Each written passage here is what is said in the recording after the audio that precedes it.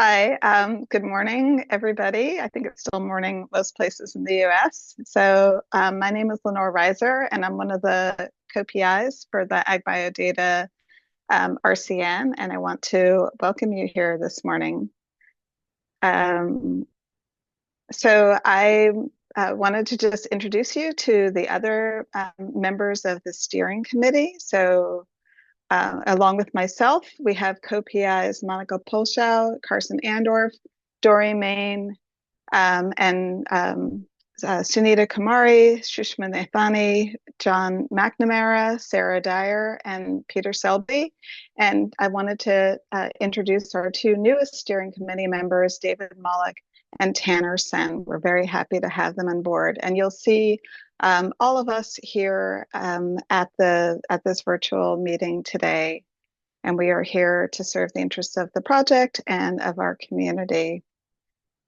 So for those of you who have not heard, so we have been, with much gratitude, funded by the National Science Foundation for the past 3 years in order to achieve some set goals. And recently, in November of last year, we received funding from the National Science Foundation to continue this work for another 2 years. So we are really grateful to be able to continue our progress. And for this upcoming extension, we plan to continue the original aims of the grant with some modifications, including developing these recommendations for standards and implementation plans for fair agricultural data management.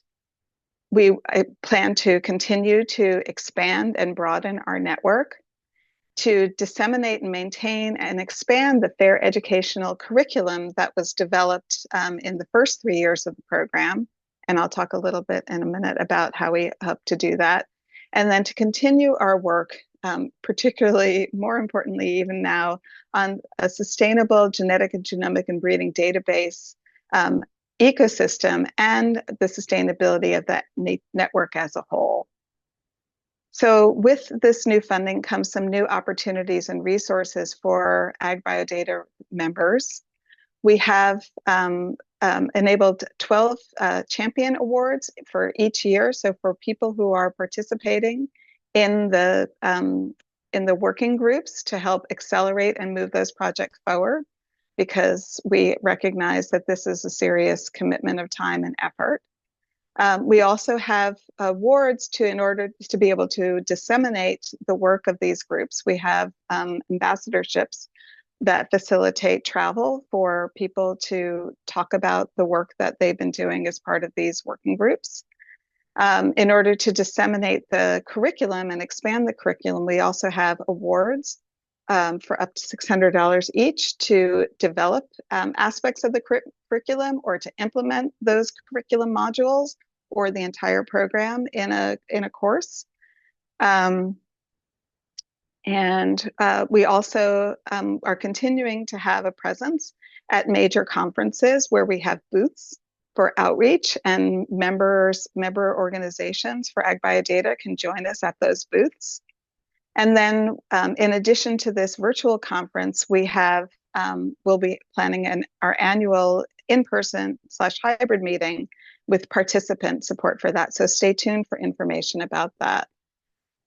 There's details will be up on the website that we're currently in the process of overhauling. So just some information about these two major programs, including the champions. So again, this is for taking on a leadership role, such as being a chair or a co-chair, leading writing of white papers. There's a $2,000 stipend that associates with that, and then there's a rolling application. The ambassadorship, again, is to present on AgBioData at a scientific conference. There's up to $2,000 available for participant support for that, and the applications are happening twice a year. And again, that will be up on the website. I just want to say that we're really in a transformational period right now. There's a lot of rapidly changing scenarios that I think that many of us are aware of. There are external factors such as artificial intelligence and the impact of the Nelson Memo on open data that are factors that are really driving some very, very rapid change. And so we are here today to come together, to build our community, to problem solve, and to collaborate, because we are here, we're all passionate and committed to advancing fair agricultural data. So what to expect for today and tomorrow? We have each day 2 keynote speakers.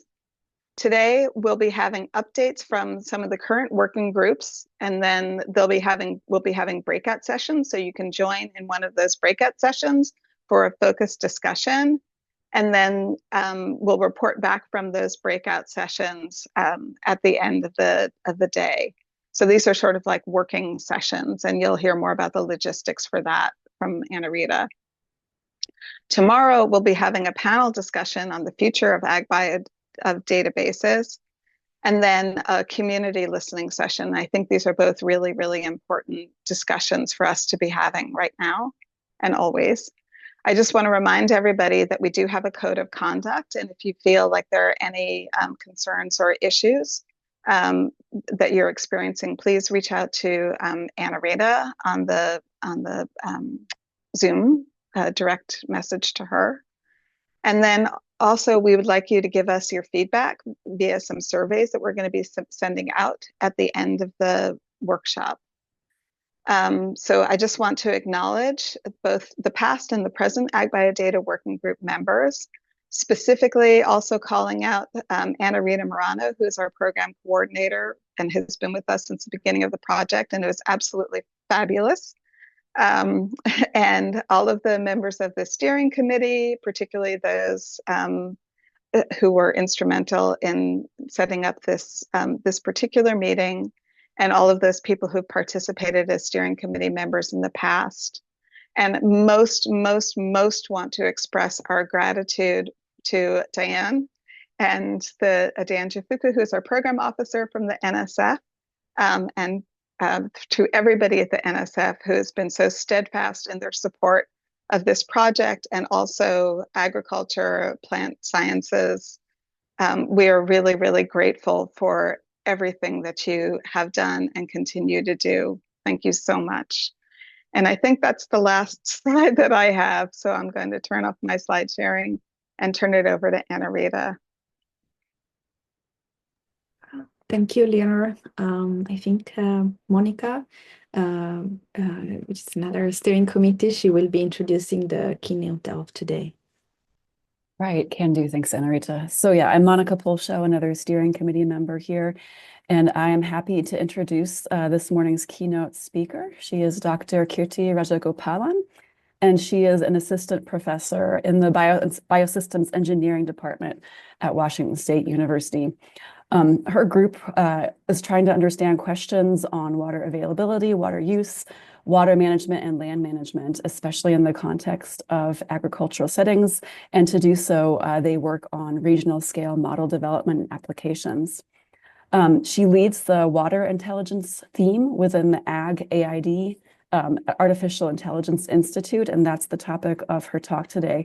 I should also add, not only is it 7 in the morning for her, but she's also stepping in for another speaker who had to cancel last minute. So we are very, very, very grateful that you are here with us this morning, Kirti. So go ahead and take it away. Thank you, and good morning, everyone. Just let me share my screen.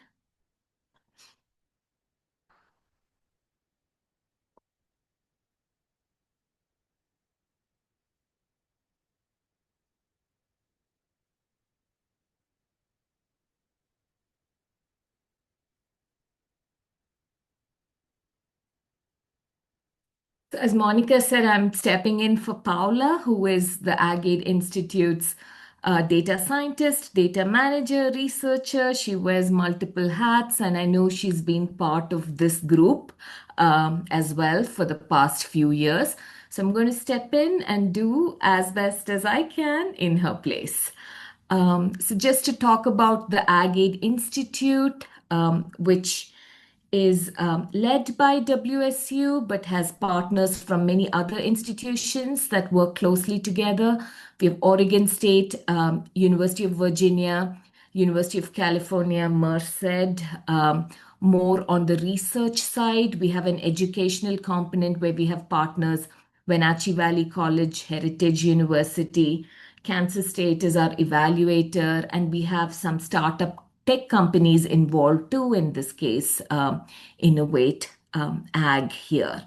So that's just a brief overview of who's part of the Institute. This is one of the 27 national AI research focused institutes that were set up by NSF and some funded by USDA that have an ag focus. There's 5 of those. And the AgAID Institute is one of those 5 ag focused AI institutes. And what's unique about the AgAID Institute is that it's focused on the Western US specialty crop systems, and that's the only institute that has that particular focus area. But together, these AI institutes, they represent over 100 million investment by USDA NIFA. So a shout out to them and NSF for making the AI institutes happen. So I mentioned that our focus is specialty crop agriculture. So what's unique about that? This is a picture of the agricultural production in just Washington state, one state in the Western US. We've more than 300 different commodities. So the diversity of crops is one of the big things, and that extends not only in Washington state, but other parts of the Western US too. And so these tend to be high value fruits, vegetables, high value crops in terms of economic impacts, but also high nutritional value, not just food security, but nutritional security. So, an important piece of food related contributions to society. And what's unique about these specialty crop systems is really 3 challenges. One is they tend to be in irrigated agricultural setting. So water availability and water scarcity is a key piece that's relevant in that context. The second thing is they're all exposed to some kind of farm production challenges, mainly extreme weather exposure and resulting impacts from that. And then they're very labor intensive, unlike other production systems, and there's a shortage of labor too, and there's things that are dangerous for humans to do, and it's not in terms of AI as a replacement of labor, but more it's how humans and AI can partner to do things better on the farm. So these are the 3 broad themes of the Institute: water intelligence, farm intelligence, and labor intelligence.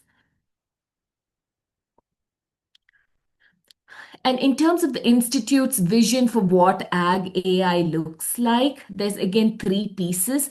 So within agricultural systems, we're looking at very complex systems. So we need approaches that are able to handle that complexity, which could be in terms of non-linearity, things changing very dynamically, sometimes unclear objectives and rewards and competencies in terms of the AI methods, and in terms of what the AI methods need to account for, and a lot of uncertainty that exists. And AI needs to work in partnership with humans because there are many aspects of this system that are not just straightforward to automate, and there is a partnership that's required to make this happen, where both can work together. And ultimately, this is all working in the context of a community, so the approaches need to be aware of the community needs and account for what's needed to make whatever comes out of the Institute adoptable as well. So these 3 main focus areas from the AI side. So we have some selected examples of AI demonstrations in agriculture here, but the website has more information. So just wanted to point out to that too. So the first theme with labor intelligence, a couple of things that are going on, led out of Manoj Karki and Joe Davidson and Cindy Grimm's group, some at WSU and some at Oregon State University. There's work around, so with perennial tree fruit crop load management is really important. You want a fixed amount of fruit per year because that impacts not only what happens in a particular year but subsequent years too. So one main very labor intensive task is thinning the blossoms. So there's efforts in terms of robotic thinning. And we also wanted to note that, while tools are being developed for this one application, then they become readily transferable to other applications too. Like this is a similar platform used for intelligent spraying. Of course, controls are different, but there's a lot of transferability in what we learn from these kind of systems. And other than this hardware side of things, there's also a software side of things where a lot of this data is very hard to annotate, to build models on. So generating synthetic data and being able to do that is a very useful tool. And there's multiple efforts on that front as well. But really, this is more of a front end. All of these tools become more useful when there's a back end associated with it that can help figure out how these systems evolve over time or look at alternate scenarios that you can't readily observe. So there's a little bit of that I'll bring up a little later as well. But this is from the labor side. From the farm operations side, again, there's multiple efforts. One example to highlight is cold hardiness prediction in terms of grapes and cherries. And so this is essentially a model built on data that's been collected by Marcus Keller's group for a very long time, where for different varieties of grapes, we look at what the hardiness is. And if the hardiness levels are above a temperature threshold where 50% of the buds can be lost. So that's kind of the actionation criteria that we're looking at to address. Like if there's a risk, then how do you mitigate it by doing some kind of risk management application for it. So this started off with some biophysical type of models that Marcus developed, but then AI approaches were built into it. And these are now in production and they've been tested and in use in the AgWeatherNet system, which for those who are not aware, it's so AgWeatherNet is a mesoscale weather network in agricultural lands. It's the biggest network in the country in terms of agricultural lands, and it offers multiple decision support tools as well. And this particular application is one of them. Then there's a water theme that I'm part of. And here we have multiple efforts. The idea here with the water theme is that, traditionally, when we look at water availability for agriculture or any other purposes, we tend to focus on water supply or what amount of water can be available in the stream. But what we need is also how humans interface with that water availability in a stream to figure out how much water is actually available. So water supply and water available are two distinct things. And water supply becomes water available when you bring in human impacts like reservoir management, how people change the timing of when water flows or the amount of water availability, or how people use water from the system and return water back into the system. And so, like this goal of getting from forecasts of water supply to water availability through developing new data and new models, that's essentially the focus of the water intelligence group. So we work on stream flow prediction, snow prediction, because in the Western US, a lot of watersheds are snow dominant. Models for trading water from one user to the other, because water use is based on a prior appropriation system here, where whoever used water first has the first access to it. And most of the water is already spoken for. So if we want to have water for new users, the only way it can come about is by an existing user trading it with another user.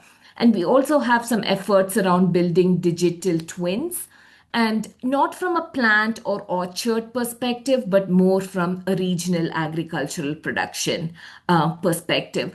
And the relevance there is that there's a lot of privacy issues here. So we don't want spatially explicit representation of some kinds of data, but something like a digital twin, what it does is it creates synthetic data that preserves the statistical distribution of the data that we are interested in. So by and large, your region reflects reality, but the exact instances are not the same. That preserves privacy. So there's some efforts around that as well.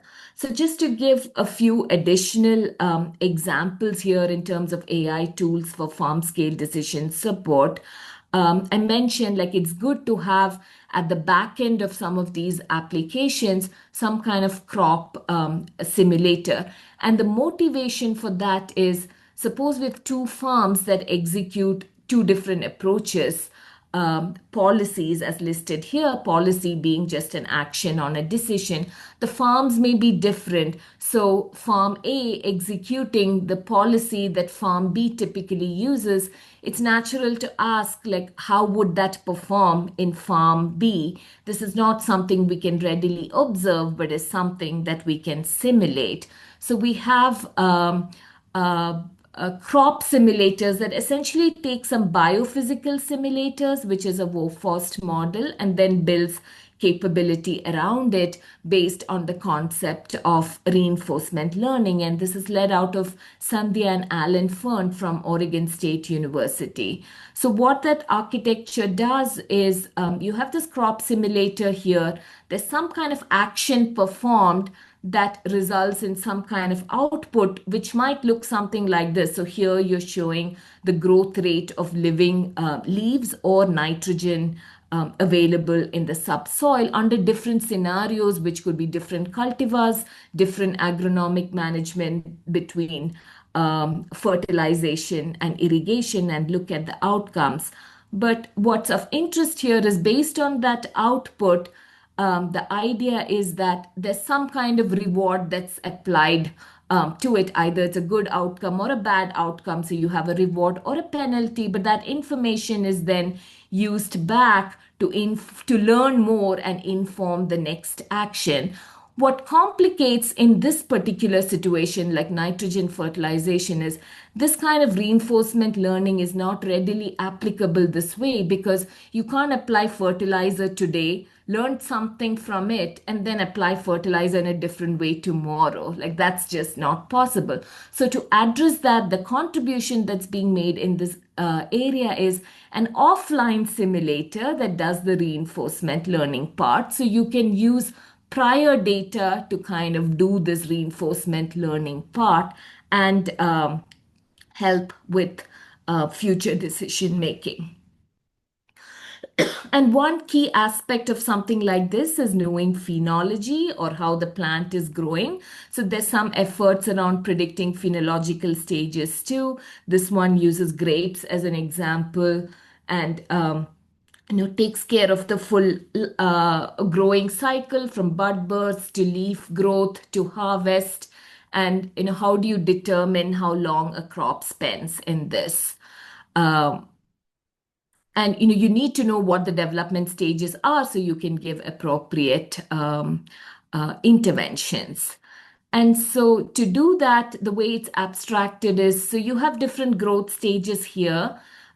They're all, the states or the stages are all in the same sequence and they are fixed. The unknown here is how much time is spent in each of these stages, and the distribution of that. So predicting that is what this challenge is, and using weather data, cultivar data, and other information.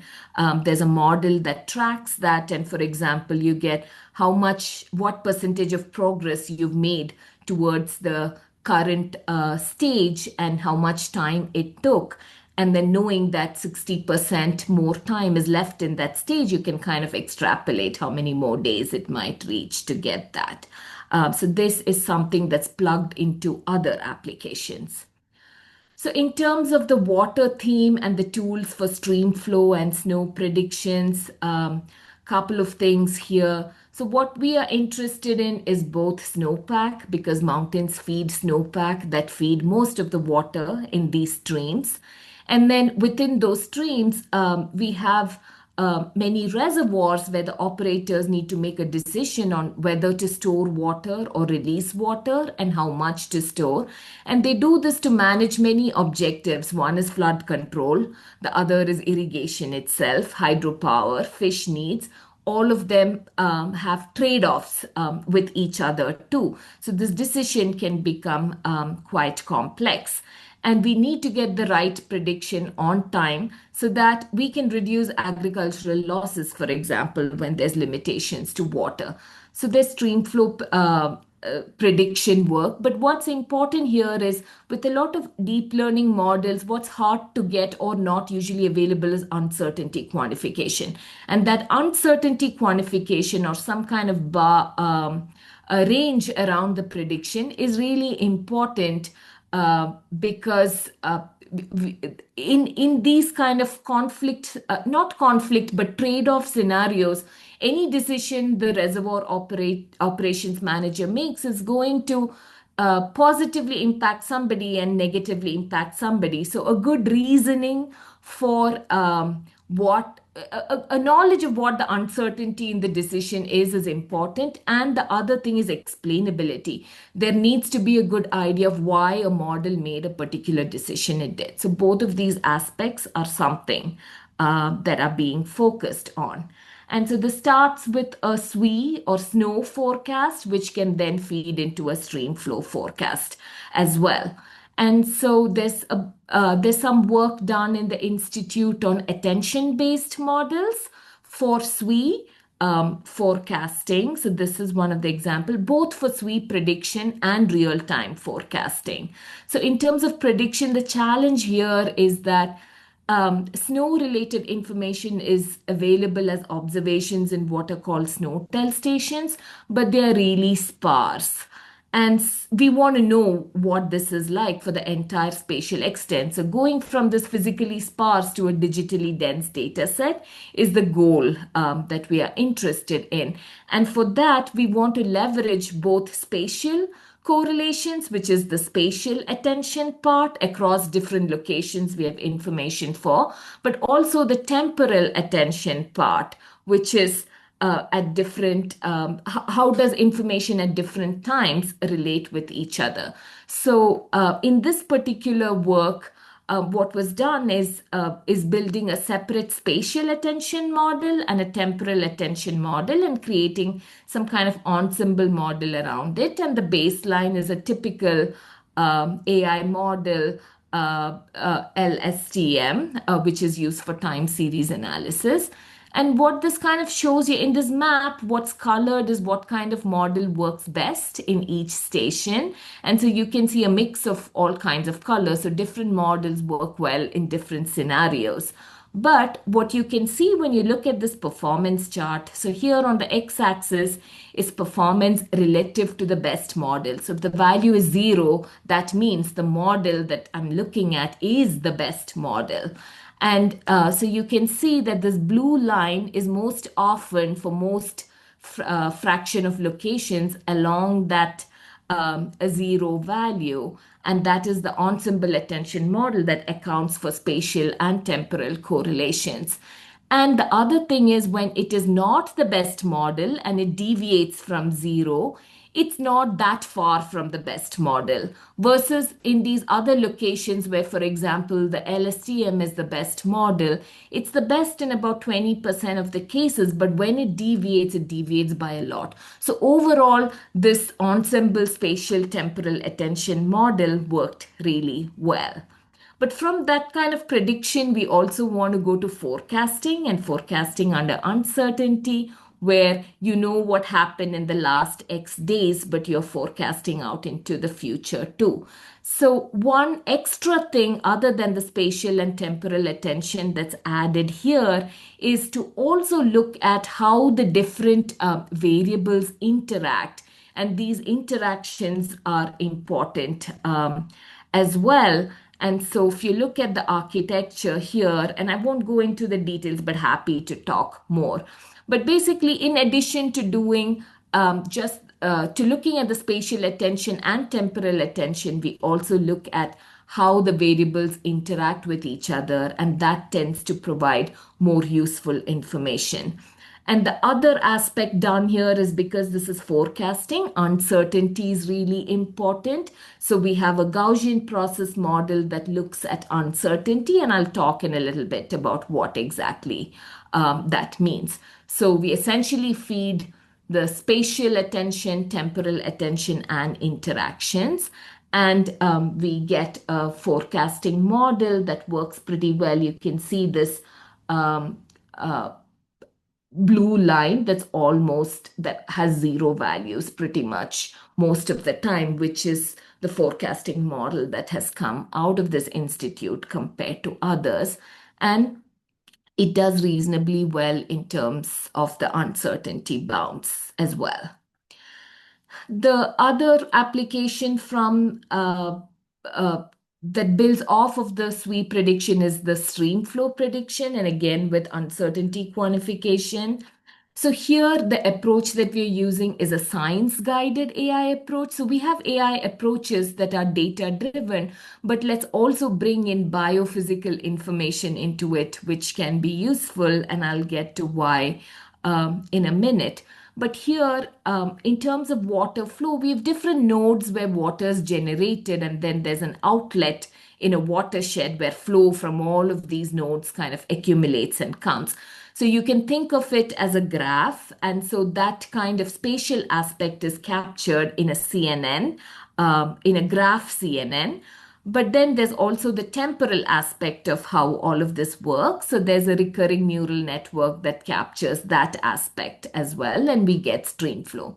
But what we want to do here is really focus on physical constraints, because what happens with a lot of AI-driven stream flow models and other models is you get really good predictions, but it violates basic laws of physics like mass balance. Like you can't just generate water out of nothing. At every time step, you need to make sure that the flow out of water is not any more than what's come in or what kind of storage has changed.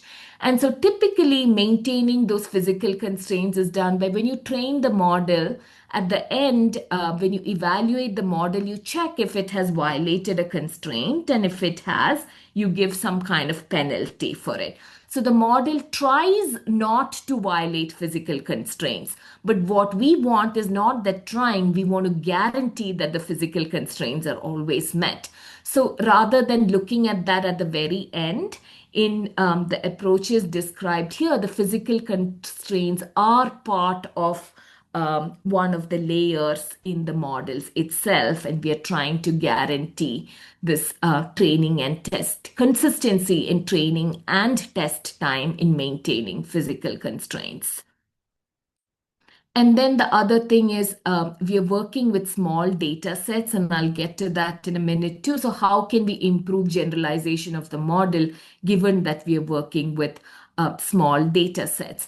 And one thing I want to note here is in the context of agriculture, we always talk about big data, but that mostly doesn't exist. For most applications, we are looking at small data and trying to apply AI models that are really designed for big data. So we need to rethink and look at it in slightly different ways, which is what we are doing here. So then there's uncertainty quantification here too, and I wanted to talk a little bit about the Gaussian process that I mentioned earlier. So these are probabilistic models. They're really good for getting uncertainty quantification.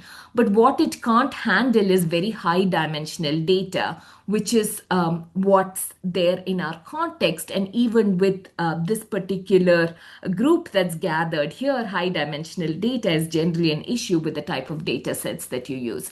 So while Gaussian processes are good for, they're the gold standard for uncertainty quantification, they can't handle high dimensional data well. Deep neural networks, on the other hand, they're good at learning relationships, but not good with uncertainty quantification. So how can you merge them together is the question that's asked here. So essentially what's done is, rather than giving the entire high dimensional input to the Gaussian process model, we learn a representation that becomes much lower dimension and then give it to the Gaussian process model.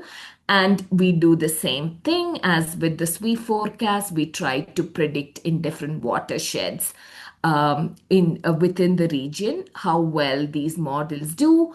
And what we learn is that these kind of models that can guarantee predictions, that's the red one here, they tend to be closest to the y-axis with this zero number that I mentioned before. They tend to do well across most watersheds, and they can guarantee predictions, and they're able to give uncertainty and the prediction interval as well. So in some sense, we get the best of both worlds here.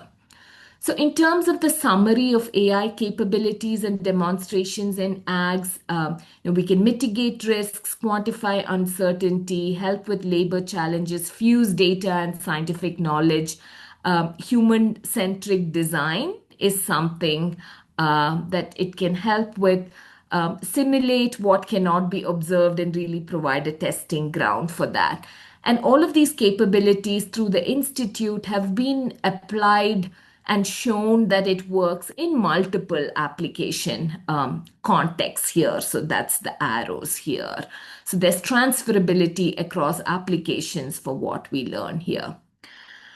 Then again, this is not a research group, it's an institute. So there's other functionality that goes beyond research. There's education, extension, and public outreach. And so there is a smart farm, it's a smart demo farm test bed at WSU, which is used not only to generate data that research groups needs, but also as an educational hub for students to gain experience, and also an experiential learning hub for growers or field workers or extension agents and others. So it's really multi-purpose in addition to data generation. And in terms of the experimental community learning, there's within this demo farm, we have multiple events where K through 12 students come and learn about environmental sensing. There's ag stakeholder groups that come on tours on what kind of capabilities can exist in terms of AI for agriculture. And then field days where growers come and get a sense of what's happening.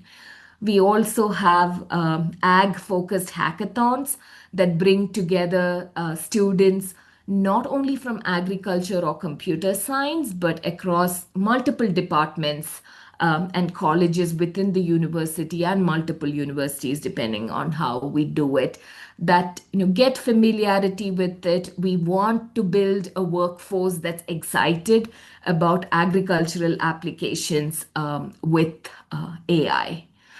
And then in terms of public communication and outreach, again, multiple events that we do, both with local state senators or events at DC, for example, too.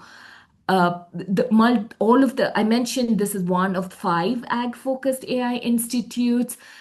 Select representatives from all of these institutes met for an ag visioning conference to get a sense of what the emergent themes for AI and ag are and what the recommendations are moving forward. This white paper is forthcoming, and we're happy to share that when that's ready, just to get a sense of what AI in recommendations for what AI in ag looks like, and what priorities are. And some of the priorities that came up are, again, getting rid of the silos and moving more towards collaborative models, trustworthiness, long-term use and field evaluation, and how do you not look at just specific tasks, but more at a system level. And so, in terms of agricultural AI, some of the key takeaways from what we've learned as an institute are ag data sets are really not big data, but most of the time they're small but very complex, spatiotemporally very sparse, it's multi-scale. Many times there's a lack of ground truth data, and then there's challenges in terms of sharing and pooling data for the reasons that this group is talking about. Sometimes there aren't standards, sometimes there are privacy issues. So we're still figuring out how to address those issues. The other key takeaway is uncertainty quantification is really important. This is something we heard time and again from multiple stakeholders in different contexts. And then that the design needs to consider human factors. And this question of what can we automate and what is more as a collaborative. So we really need an understanding of what are humans good at, what are machines good at. Machines are not good at everything humans are good at. So we just identify what it is that we can help with. And there's this argument of anything that's dull, dirty, or dangerous is something you automate. Everything else is, and even there's a human AI collaboration. But in most other applications, it's really a human AI collaboration that we are looking at. And so, as an institute, in terms of looking ahead, we are looking at this digital farms concepts. What we want to model at an orchard level, not at a plant level. So, how do we get there? And the second thing, and this is something that I've been involved in other contexts too, is intelligent data collection. So we talked about how uncertainty quantification is important, and we are building those tools in. But once we have that, where it can help is use that uncertainty information to figure out where we need to collect new data. Because in most of these ag contexts, data collection is very time consuming and expensive. So we need to be really careful about where those resources are spent and how. So the uncertainty quantification piece directly feeds into this. And then again, we want to look at the entire workflow and not just a specific task. So, for example, blossom thinning is a task, but it really comes within a workflow of crop load management. So, how can we intersect these different modeling approaches to model the entire workflow rather than specific tasks? That's the next level of translation. So for all of this, some kind of generative AI models, which has both reasoning and compliance, for example, with physical constraints, will be key. Cybersecurity is a piece that's been highlighted as important. And of course, responsible scaling, which would mean that there's a lot of training needed for AI readiness. So that's generally the next steps that we are looking at. And again, a shout out to USDA and NSF and all of the organizations that are part of this institute and all of the other institutes as well. We work together pretty closely across the different AI institutes.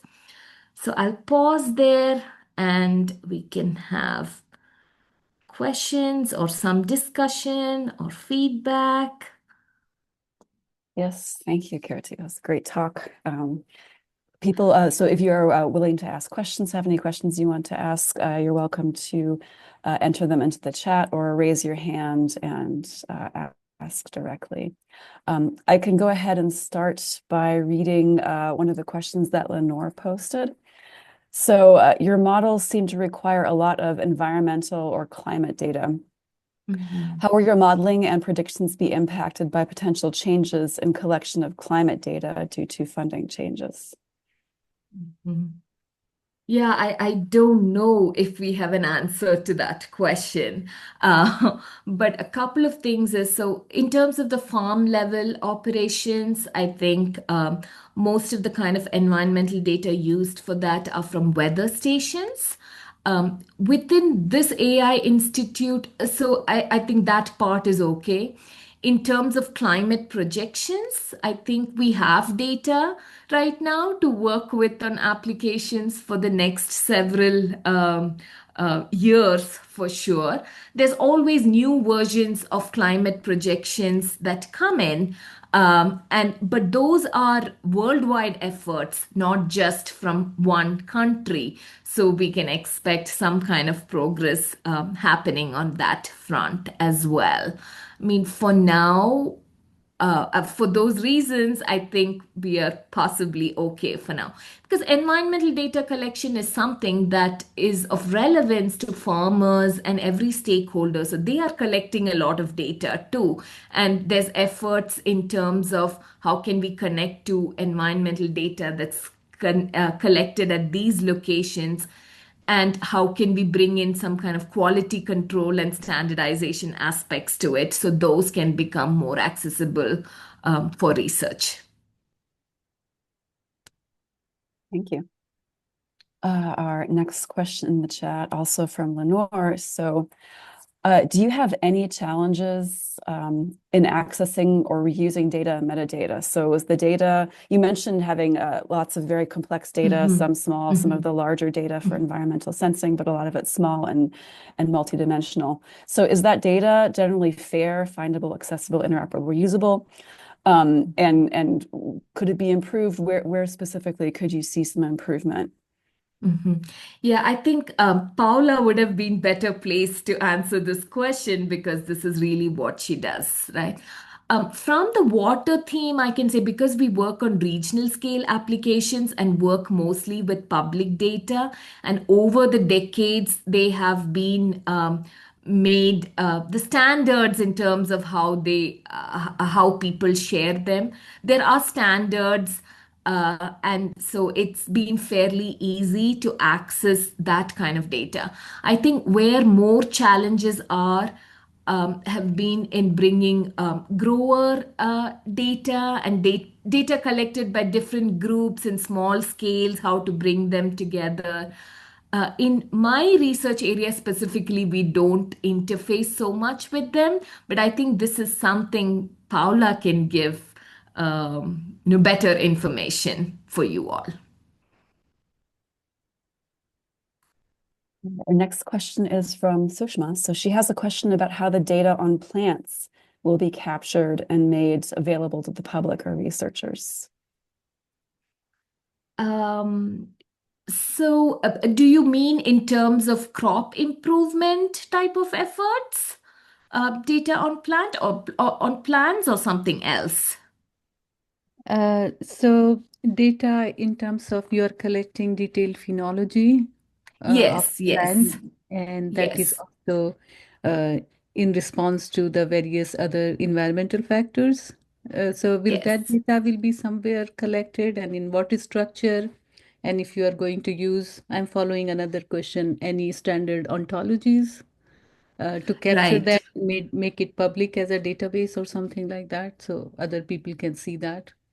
Right. So, I mean, phenology data has been captured within multiple subgroups, right? And one of Paula's tasks is to kind of organize all of these together in a way that's shareable too.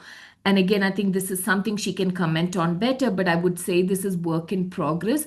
We also have other complementary projects, for example, SCRI grants, where this phenology information is really important. And these are new grants that have started. So we are working towards these ontologies and how we can bring them together and share them. So I would definitely say work in progress, but definitely the intent is to have them shareable for our groups and outside. I imagine that's a good intersection point too between some of our AgBioData databases who probably also would like to reuse phenology data. That might be an intersection there. Okay, our next question is, what strategies do you use to address the ceiling effect when using synthetic data, where it no longer contributes to improving predictions or decisions in complex systems like the one that you have shown?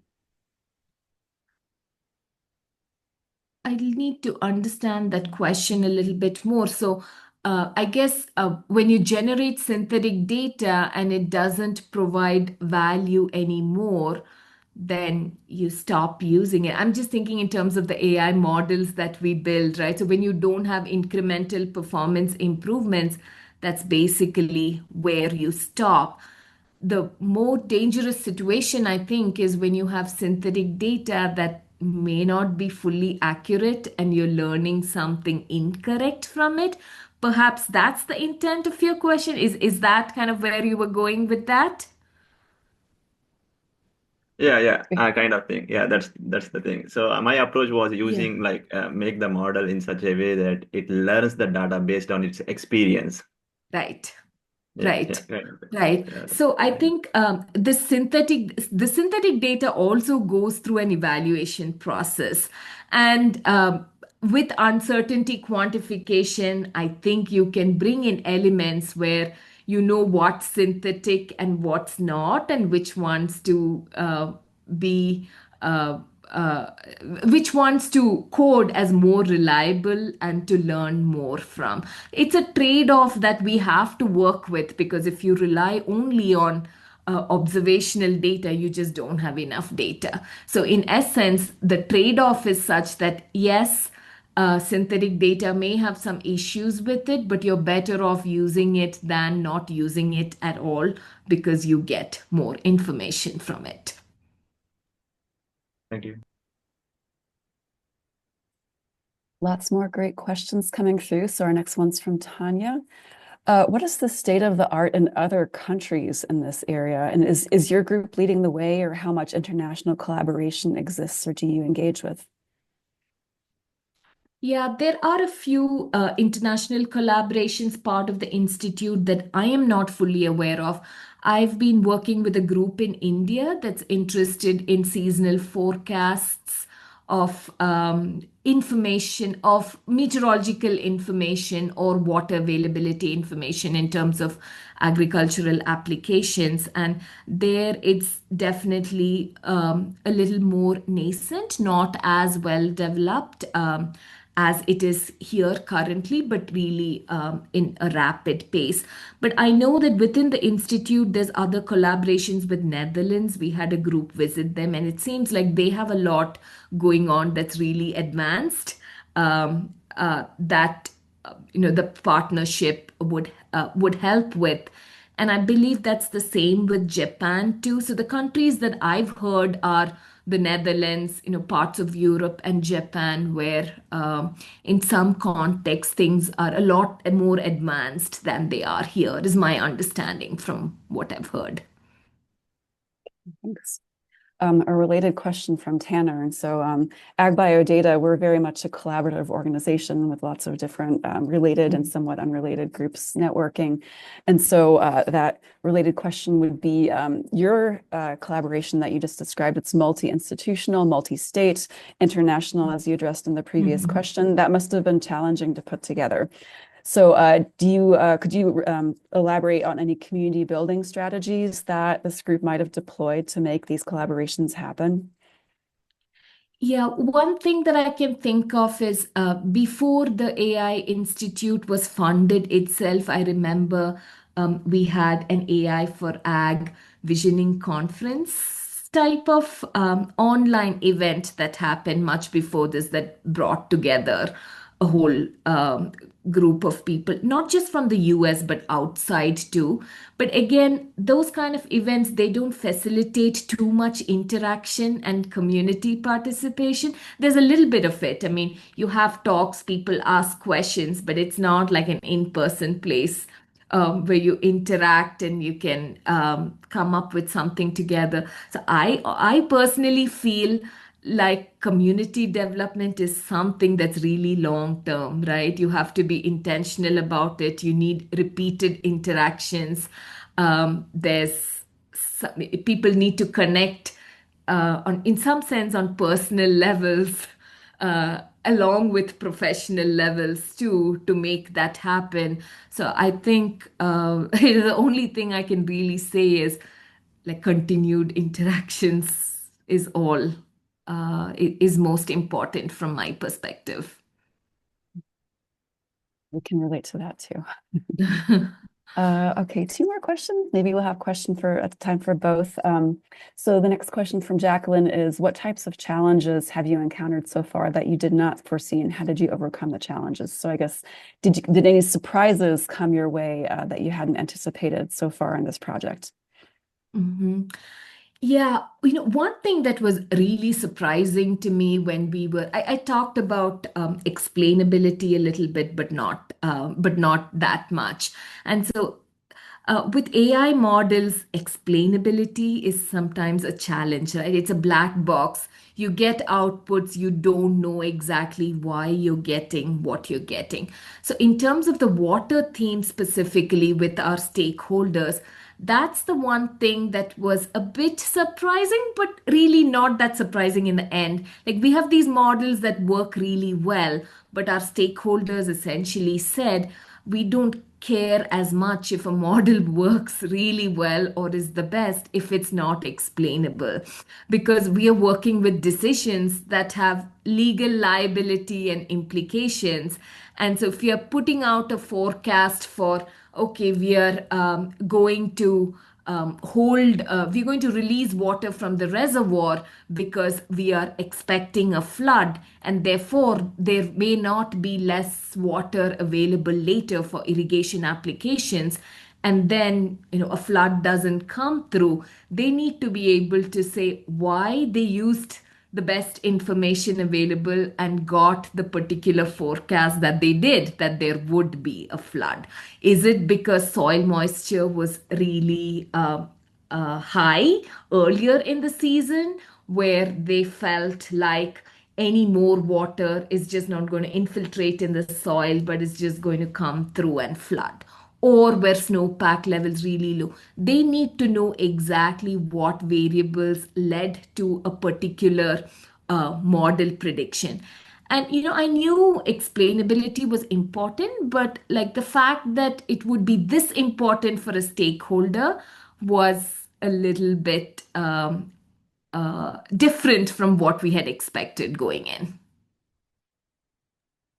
Good point. So stakeholder I guess interactions the are other important. big thing for me was this idea of small data settings. Because all along, before the AI Institute, I've always heard big data, ag, big data, ag.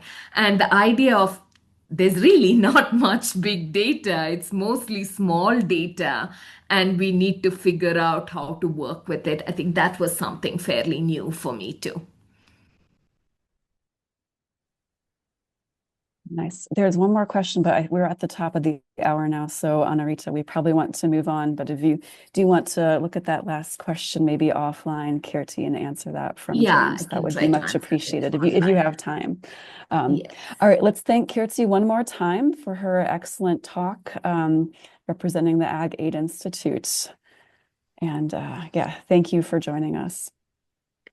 Thank you. Thank you, Monica, also for hosting. And so now it's the time for the presentation from the working group. Please stay within the 10 minutes, and Sushma will be leading this session.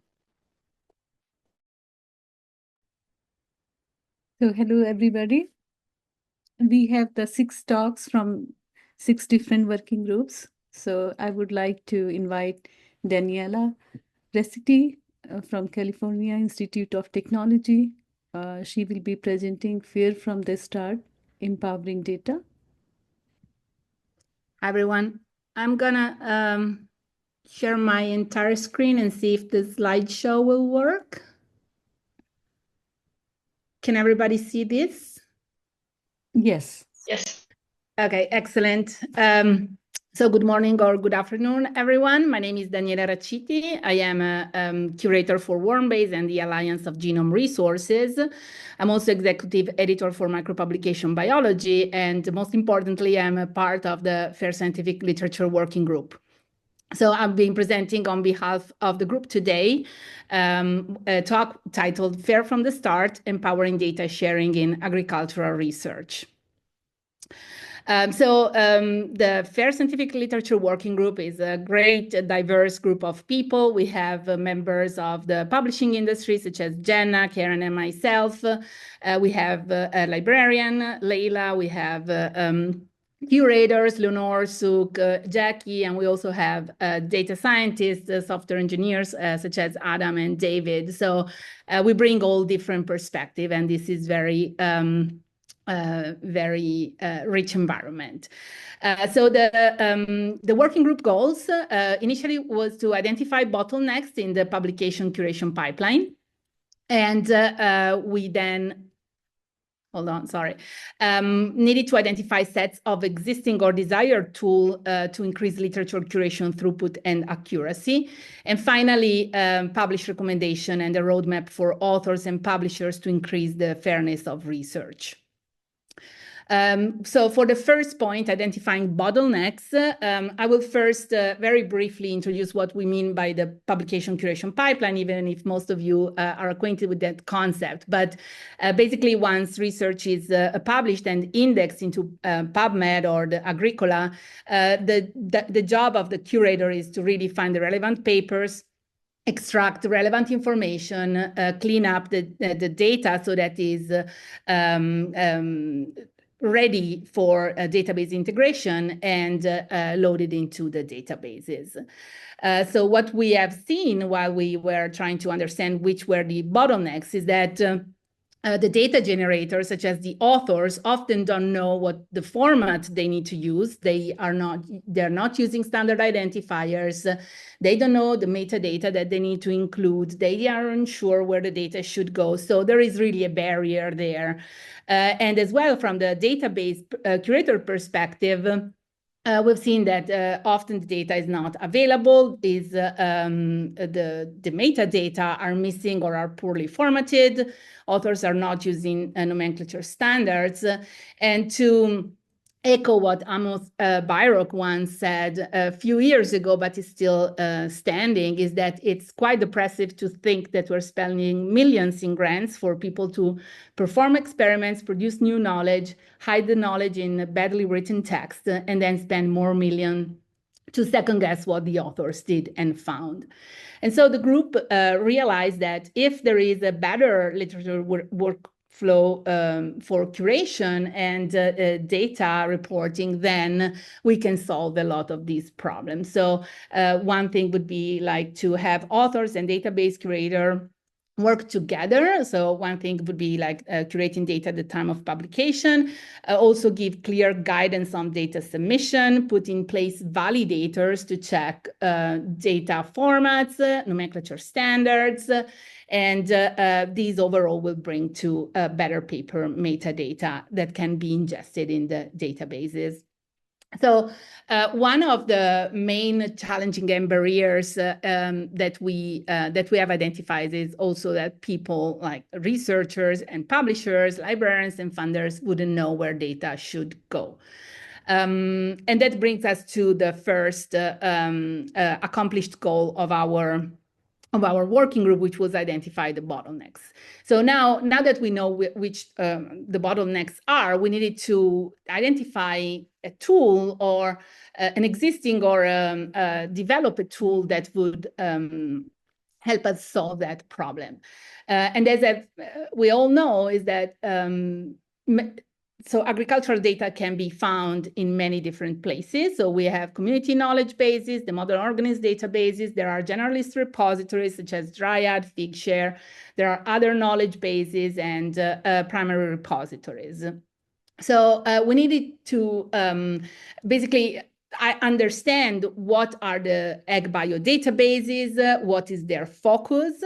We wanted to understand what type of data each database maintain. And so we have mapped data type terms to mesh or EDAM ontology terms. We wanted to know if the databases accepted community submission or if they took data from other resources or a mix.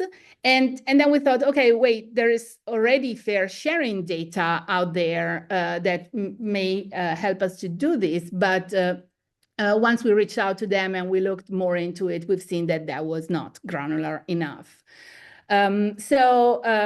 Leila, who's part of our working group, she knew that Cornell University had a tool that we could repurpose for our needs, and is a Drupal database selector module. So basically, with this module, we can guide authors and also publishers to look which databases host or they accept data. One can filter by species. So if you select Arabidopsis, then only the databases that are hosting Arabidopsis data will be selectable.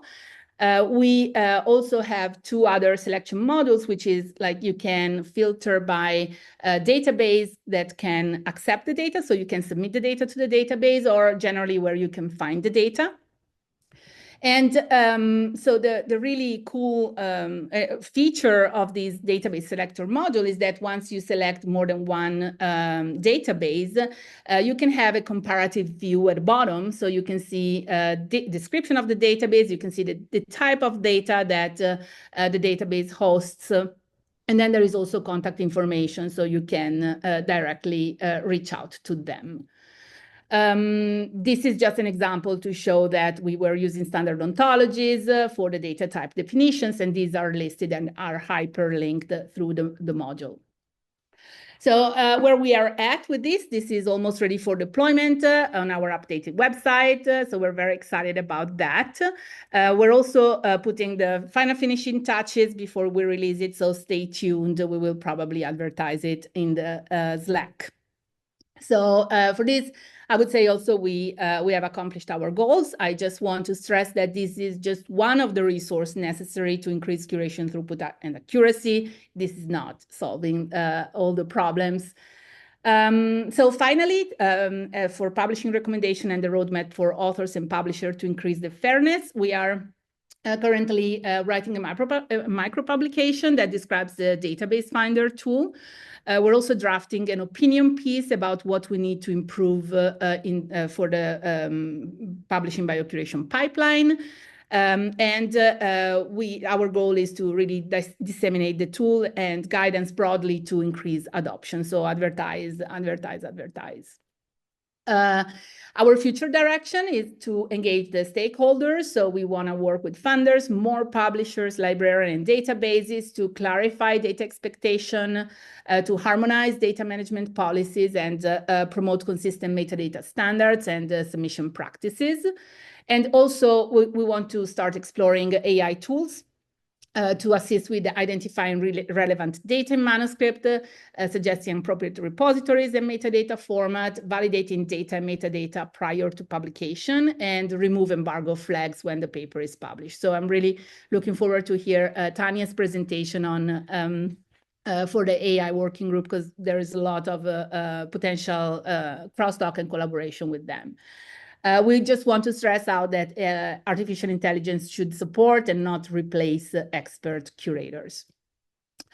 We invite you to join our breakout room. We will talk about the future of publishing and coordinated data curation in the AI age. We want to talk about if we can make data metadata in paper better for curation and automated processing by AI. How can we employ AI to do this? And also, how can we engage with journals to gain traction to introduce data curation in the publishing pipeline in a similar concept as micropublication does. So like integrating really the curator within the editorial workflow. And with this, I'm happy to take questions. So Daniela, thank you for an excellent talk. We are done with the 10 minutes right now, so we will have questions in the breakout rooms and save that time for that. So now I'd like to invite Tanya Berardini, and she is going to talk about NLP Biocuration Working Group's effort. Hi, everyone. I'm just trying to find the right screen to share with you.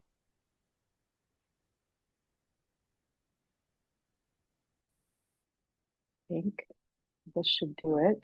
Just let me know if you can see the screen. Yes or no? Can you see the Yes. slide? We Yes. see the screen. Your internet connection seems to be weaker. Sorry But- about that. I'm just going to try to go with what we've got. So I am representing the working group of the P natural language processing for biocuration, and we are getting going with AI. We're going. We have we are a new working group this year, and we have met 5 times so far. So we started in the middle of March, and we had our 5th meeting last week on Wednesday. So I'm going to give you kind of what we've done in those 5 meetings, and who's involved. Please raise a hand or something if it's suddenly frozen to let me know if you can follow what I'm talking or if you can't hear. So we have a large working group, 26 people signed up from many different organizations, graduate students, postdocs, faculty members, computer scientists, biocurators. A lot of people are interested in AI and NLP for biocuration. And what we want to do in one of our first 2 meetings was, one, to clarify the goals, and secondly, to see what the working group members were interested in doing together. So there were a series of goals that had been set out by the steering committee before the working group was formed. And in the first 5 meetings, we kind of tried to focus on the first 2, the ones that are in dark. And so looking at... I think we lost Tanya. Yeah. Let me send her a text. Do we want to move to the next speaker and then maybe when she's back? Yes, I think so. That may be a good idea. So let's invite. I think I'm back. Oh, okay, she's back. Okay. Tanya, maybe try to leave the video off, so maybe it can help. Sure. Now, it's like my slides are not yet You want me coming to share back. the screen also? I can do it if it helps. Let's see, I think, sure. If you share the screen, that would be great. Okay. Thank you, Anarita. No, thank you for. Okay, I'm gonna share this. Okay, so I said that we started. Oh no, are you sharing it yet, or am I looking at my own slides? Oh no, I am here. Okay. All right, so we ran a in-meeting poll. The slides will show up shortly, but I'll tell you about them before you see the picture. And we wanted to find out why people had joined the working group. And the top reason, Anarita, it's not yet there, or are you still looking? Sorry? The top reason, I don't see any slides yet. Oh, okay. I see the PDF. Maybe you can go to page 4. I think that's where she's at. Here, yes. Let me see if I can increase the. Yes, okay. Okay, sorry about that. Go ahead. Do you see the slide? So you all see slides? Do you see Yes. Okay. Yes. Okay, so we're on slide number 4. Please rank your goals. So the top goal is finding and adapting an existing NLP tool for my research groups, my resources needs. And then kind of the next one was creating a training set. Next slide, we wanted to find out what tools people had already used just in their regular work. And out of 14 people that responded, most people had tried ChatGPT, and then there was various kinds of use of other types of online chatbots, Claude, Gemini, other things. Slide number 6, we then asked, how have you used them, since you've used ChatGPT, et cetera, what use cases had you used them for? And the word cloud tells you what's most frequent, so general questions, some coding use. And so people have been experimenting with how can I interact with these tools to help me in my everyday work. Slide 7.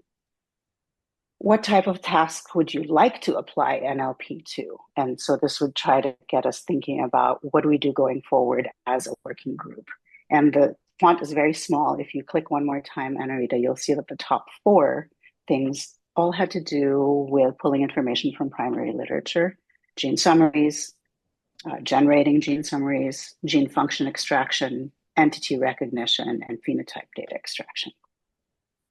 Go to the next slide, or maybe it's in PDF, so it was overlaid. So you'll see that there were other use cases as well, but these were the top 4. And then again, to get a sense from the group, so now we're in the next slide, how do you feel comfortable contributing to the group? Most people were interested in testing software and reporting to the group, right? And then followed by writing up use cases. So we went ahead and did some software review. And in the past 3 meetings that we had, we did a bunch of tool reviews, and we've done 10 so far. And these are the different people that contributed, and they're in kind of 3 broad groups. So the first one, Adam presented on the Reactome chatbot, which is on the next slide. If you scroll down, Rita. Thanks. So it is a live chatbot. It works on data from the Reactome pathways, and they are currently working on extending the data that is covered to other databases, including UniProt and the Alliance of Genome Resources. And if you go to reactome.org, you can interact with this chatbot yourself and test it out. Next slide. Was a set of tools where people are installing and running LLMs on their own or adapting existing LLMs to specific purposes. And I'm not going to review everything. So if we go to the next slide, there was one example of somebody who looked at OntoGPT for pulling out kind of ontology-based information from text. Next slide. There was somebody else who used ChatGPT, and this is in the pro version, the kind that you pay for, to generate a custom GPT or an agent that can take in a list of gene symbols and can provide summary information, use those gene symbols to pull data from the LLM. The last set of tools had to do with chatting with a single PDF, multiple PDFs, and using different online tools that are available. And if we scroll down, now you'll see probably an overlay of 3 pictures. Yeah, so we had Chat PDF, which is the one underneath and to the left. We had Elicit underneath and to the right, and we have Gemini, which is the one on top. And there are kind of different types of LLMs that are accessible, and as newer, so higher versions are better in extracting desired information. And I think the consensus was that they're getting the summarization is better and better, the information extraction is getting better, and being able to upload, maybe 10 or sometimes 50 for the Google Notebook LLM allows you to look at a decent amount of chat as one person at a time. So as far as like large scale for entire resource, where you're trying to look at hundreds or thousands of papers and pull out information from those, these tools are not yet for that. But they are good for looking at smaller sets of publications. Let's go to the next one. So what do we want to do next?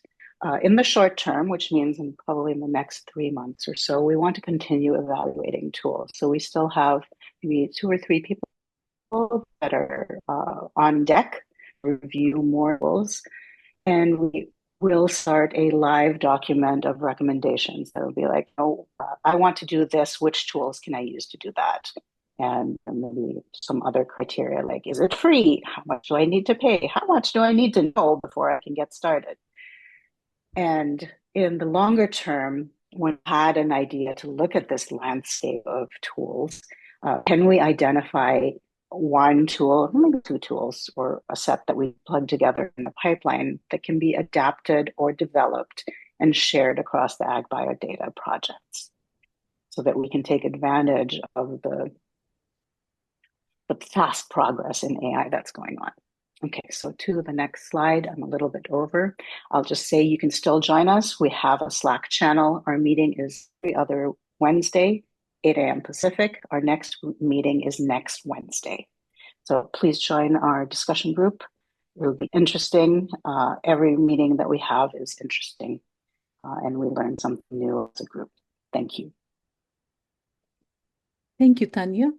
So we will save also questions for the next working group breakout session, and we'll move to next talk. And so I would like to invite Jinha Jung from Purdue University, and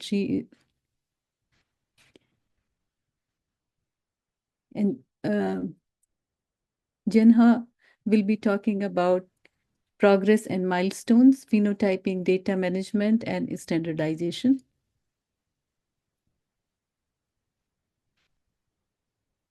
Thank you. I'm joining this meeting in the middle of conference, so I was sitting in one place, but there's a lot of noise. I had to move to another place. This is why I was kind of a little bit juggling here. But thank you very much. My name is Jinha Jung, and today I'm going to talk about the progress and milestones that we have accomplished in 2024 phenotyping data management and standardization working group. And this group is led by not only by me, and that there are 3 other champions who helped me to run this working group for the last year. Jennifer Clark from University of Nebraska Lincoln, Peter Salvi from Cornell, and Jennifer Lahovich from Montana State University as well. So I'd like to start my presentation by mentioning the AgBioData mission, so that to understand where this specific working group is placed in this the bigger group. The mission statement of AgBioData is consolidating standard and best practices for acquiring, displaying, and reusing genomic, genetic, and breeding data, GGB data. And as you can see from this mission statement, we don't see this in the phenotyping data yet. I believe this this community has started long ago, where we haven't considered phenotyping data set yet. But more recently, this phenotyping data set is becoming more available. I think that's why we started this phenotyping data working group. And the second part that I'd like to highlight here is in a FAIR principle. Probably I'm preaching to a choir already, and everybody know what is in a FAIR. FAIR stands for findable, accessible, interoperable, and reusable. And based on this, main objective of AgBioData community is define community-based standard for fair agriculture data, expand our network by recruiting anybody that generate, use, curate, and archive and publish data, and provide educational material to train scientists on fair data sharing. And the last one is develop a roadmap for a sustainable GGB database ecosystem. And like I mentioned earlier, initially phenotyping data was not a part of the discussion, but the importance or more available phenotyping data technology, people start to realize that phenotyping data is another important component in the agriculture data set that we generate. So we started a phenotyping data standardization and the management working group. I think we started having conversation in late 2023 and started in working group in 2024. And we came up with this objective statement for this specific working group.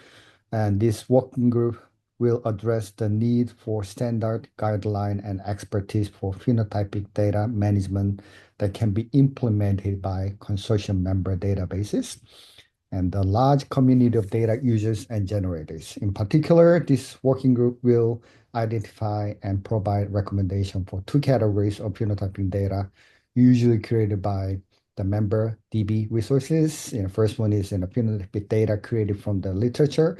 Essentially, this is phenotypic data that has been already archived in the form of document or in any other form. Second one is phenotypic data set submitted directly by the data generator. I think this is more recent technology like drones or greenhouse phenotyping facilities and etc.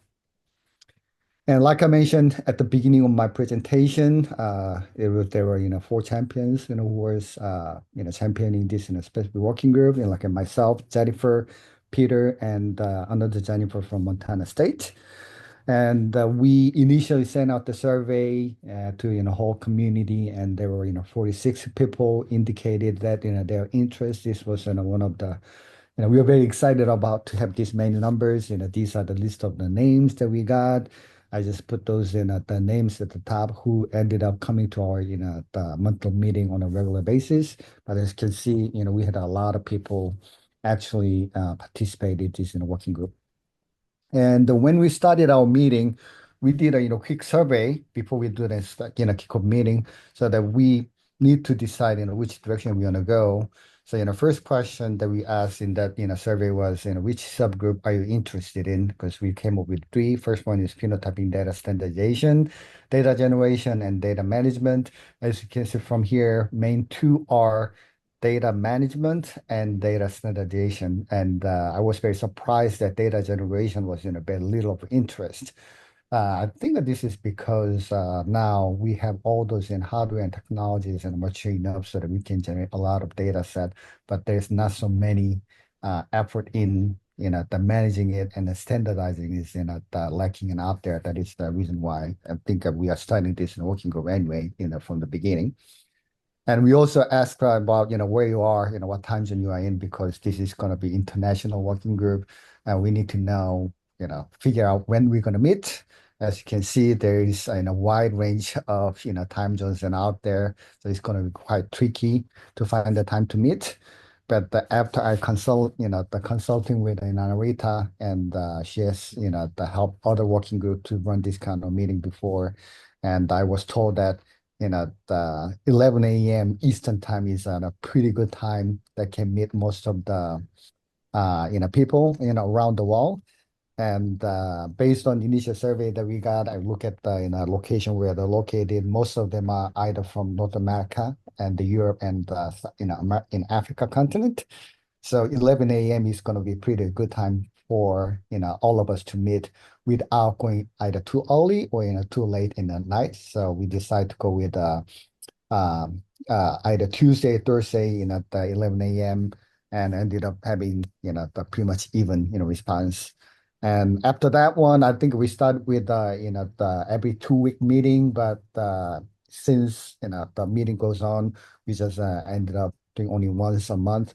We had lots of discussion about what we want to talk, focus on this meeting, but ended up coming down this 4. First one is a summary, basically summarize and what is available standard and what are the needed. So you identify gap. That is the first one. And the second one is the data generation and the processing was the second topic. Third one is the data management. And the fourth one is an educational material. And in terms of summarizing and identifying gaps, we came up with a community survey that is led by Peter Salby.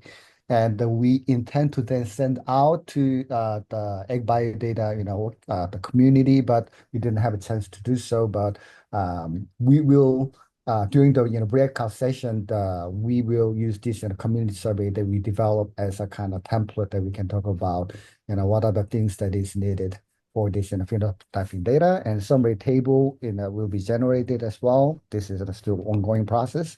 In terms of generation and processing, we already identified some of the already available resources. And a guidebook is published by Texas A&M Group led by Seth Murray.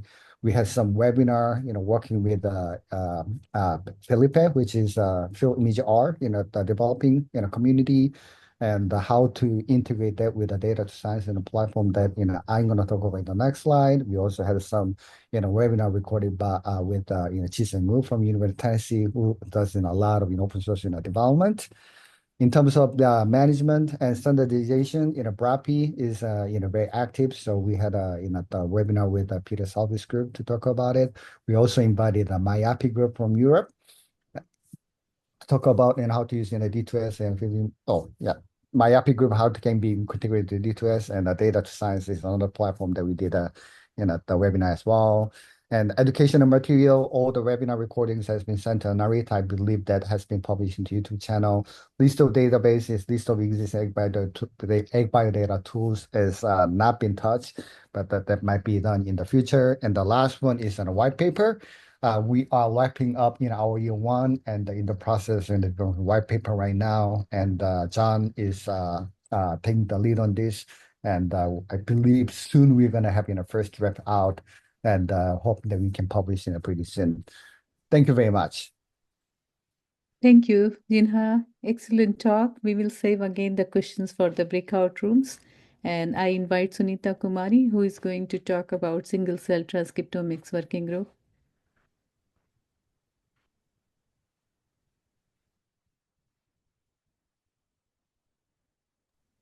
Hi, everyone. Do you see my slides?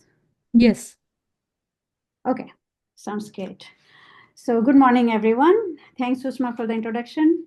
Today, I'm going to talk on designing fair metadata workflows for agricultural single-cell transcriptomics to have an integrated, robust, consistent workflow that works for plants and animals together. Oops, what happened? Oh, okay. So just a brief background. As a part of the Grameen Plants team at Cold Spring Harbor Lab, I had been working with the EBI Expression Atlas team for the last 3-4 years in prioritizing, curating, and staging the bulk and single-cell expression data for Grameen plants and sorghum base. So during curation, I found out that biosimple metadata is not FAIR compliant in ArrayExpress. Sometimes authors even put wrong annotations. Currently, there is no foolproof mechanism at Geo and EBI portal that restricts incorrect annotations. So there are heterogeneous data portals. So there's no dedicated data portal for all agriculture species. Different portals, they bring different challenges associated with those. Another challenge is the cell type annotation. Annotations on cell type are taken as such from publications, and sometimes authors use different terms for the same cell state. And there's no training on best practices on metadata annotation on single-cell RNA-seq data. So while going through this extensive manual curation with EBI Atlas, we realized that there is an urgent need for the scientific community to collectively plan and develop resources to support the biocuration efforts on single-cell data ingestion into portal as well as data analysis. So I worked with Chris Tuggle from AG2PI, Ben Call from Plant Cell Atlas, and Peter Harrison from EBI, who worked on FANG project, Function Annotation of Animal Genomes project, and we formulated a working group on single-cell RNA-seq biocuration to emphasize the existing problems and figure out a potential future environment to facilitate the biocuration process. However, Peter Harrison left the EBI team and obviously working group as well just a short time after.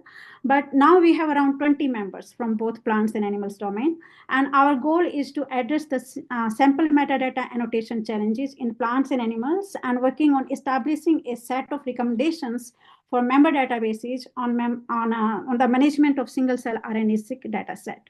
And also formulate and facilitate a cohesive community that will provide standards, resources, tools, and a standardized single-cell RNA-seq data set for fair data meta-analysis, leading to initial cell type transcriptome descriptions. So last year, we published a paper on building a fair data ecosystem for incorporating single-cell transcriptomics data into agricultural genome epiphenome research. And Muskan is from Chris Tuggle's group, is lead author of this paper. So this figure shows the general route of single-cell workflow, that single-cell data and metadata ingestion workflow, and differences in metadata entry efforts. So different communities of researchers, they approach data archiving, processing, and metadata reporting using various strategies. So mainly the data ingestion to single-cell expression atlas goes through these 3 different paths. And on the left side, you see this left side and middle side, these 2 data sets of plants, protists, and fungi, animals, and even humans. They are submitted through Annotair from EBI to ENA. array express, and from the public domain, geo, ddbj, etc. Once it is in array express, here is the problem. So what happens that it is manually, once it is in array express, here we have to really check the metadata. It is manually curated, annotated with ontology terms, and we check it for high quality and then reanalyzed using the standardized methods. So this requires manual intervention and also domain expertise. And once it is done, then it goes to the single cell expression atlas. However, on the rightmost side, you see the data sets are submitted on farm animals through the FANG community. The metadata entry effort is high. They focus on data standardization across diverse animal species before it goes to ENA. So the difference is that for FANG, the path of single-cell RNA-seq data and metadata is now submitted through a predominantly automated process. So data from the FANG portal to the HCA data portal, Human Cell Atlas portal, ingestion process is through automated data ingestion. And furthermore, the data set is also automated to be incorporated into single cell expression atlas, and then subsequently it goes to TAIR. And within the TAIR environment, as you know, researchers can find dedicated workspace and repositories. Those are optimized for single cell analysis. So this is like, this particular figure actually is, will give you an idea about the workflow design of our single cell biocuration working group. How can we create a user-friendly single-cell data analysis ecosystem for plants and animals that follows FAIR principles? So this slide shows our key collaborators, and black arrows, these show the flow of knowledge from public repositories to our stakeholders and research community. The blue arrow shows the working group team collaboration with diverse external groups at all stages of this process to identify and apply standard formats, develop and deploy those analysis workflows, and then support the interoperability with the reference databases. And then later on, we will provide training and support to the research community and stakeholders. So the main goal is to cultivate a community of single cell researchers who are well versed in single cell methodologies and then prepared to integrate these technologies into their research in a fair, compliant manner. So the next goal, so our goal is to have a global repositories and tools to share data, metadata, and results. And so that we can review the existing cell type annotations and then eventually work with the community on having standards for cell type annotations. So last year we wrote a grant led by Chris Tuggle from AG2PI to achieve this goal, and it was funded. So the overall goal of this grant was to develop a robust and sustainable network of researchers who are interested in developing single-cell genomics techniques and best practices to apply to agricultural systems. So there were 4 goals that we wrote in the grant. One was on the create a community of researchers interested in applying single-cell genomics to elucidate genotype to phenotype in agricultural systems. We achieved this goal by organizing 4 virtual single-cell sessions. And second one was on determining community needs and potential resources for applying single-cell genomics techniques to agricultural systems. That we achieved by using comprehensive community survey. And third goal was on organizing and convening a conference on discussion and development of single-cell resources required for agriculture. For that, we held an in-person workshop and community discussion just before AGBT Ag meeting and last week of March in Florida. And the last one is on broadly disseminating conference findings and develop resources for community infrastructure, and that is the ongoing task. So these are the project timelines. And here you see that this is the organizing committee. Names in blue are for animal domains, and green are for plants domain, and purple is the cross-domain technology professionals. Okay. So in next 4 slides, I would like to highlight the talks from 2 to 3 experts, which are followed by Q&A session and community discussion during 4 virtual sessions. And the main themes were on generating single-cell transcriptomic data on agricultural model system, on submitting, sharing, and accessing single-cell data and metadata, on strategies for assigning cell identity in single-cell data sets, and the use of single-cell data for advancing genome to phenome. After these virtual sessions, we organized an in-person workshop in Orlando, and the objective was to develop the working relationships, hear talks from experts, and on the metadata challenges and how to address the community's needs. So during first 2 sessions, we had talks from experts on building a transdisciplinary community in agriculture single-cell genomics. Also, we had the assessment of our community survey and discussed on that. And then on the talks on where we are in plant and animal single-cell genomics, as well as where we need to be. Then next to 3 sessions, we had small group breakout discussion and community discussions. So on the breakout discussions, we discussed on identifying best practices for describing, storing, and sharing FAIR data, cell type annotations, identifying and benchmarking relevant pipeline, and how can we achieve identified best practices for agriculture community. And in the community discussion, we discussed the outcomes of the short breakout discussions in our last session, and we worked on identifying opportunities and mechanisms to generate resources for community needs. So based on this, we reorganized our working group now to realign their research interest based on those, from the outcomes of those community discussions. We made 3 subgroups. One was on data metadata standards, second on cell type annotations, and third one was on the benchmarking data sets. And so here, Venn diagram and table, it shows the distribution of team members by their special interest specific groups. And based on the outcomes from the community discussions, so we had many more action items, but here are the main concrete action items for each sub-working group. Data metadata standards, we would like to define and advertise minimal metadata standards, and the literature curation and meetings with repositories to define metadata standards for all agriculture species, survey agencies and other gatekeepers to advertise and incentivize standards for cell type annotations, identify and list of published high quality single cell data sets, document cell atlases that can be used for future cell type annotations, and coordination with PCA members. Third is the benchmarking, identifying the data sets and pipelines for specific goals and identifying matrices for evaluating those pipelines. Then we would like to present these outcomes from these action items in conferences and also as a white paper. I would like to give special thanks to AgBioData Consortium and SF funding to give us a platform, and successfully we are working towards achieving these 2 goals right now, and we will continue this work hopefully in the next 2 years to achieve the rest of aims. And I would like to give special thanks to key leaders and experts, especially from Christine Ernest and Sylvie Fexova from ABI Atlas, and Felix and Irene for Copper Broker, from Alham Institute, Emily from NCBI Geo, and Chris, Wes, Mark, and Jennifer Clark from AG2PI. That AG2PI funding had been very useful and very, very helpful for our project, for our working group. Fiona from FANG, and Ben, Cole, and Suri from Plant Cell Atlas, and Doreen from Grameen and Sorghum Base. This working group is like this. These members are really core members of this working group who are trying their best to achieve those goals. We are going to present this work in upcoming presentations in ASPB and Plant Cell Atlas, GRC in Maine in August, and PAG hopefully in January 2026. So here we would like to invite you for breakout sessions, and here are 3 questions we would like to discuss during breakout sessions. And Sunita, sorry, we are running out of time, so I think we can save time for breakout rooms and discuss the questions here. Thank you very much for an excellent talk. Thank you.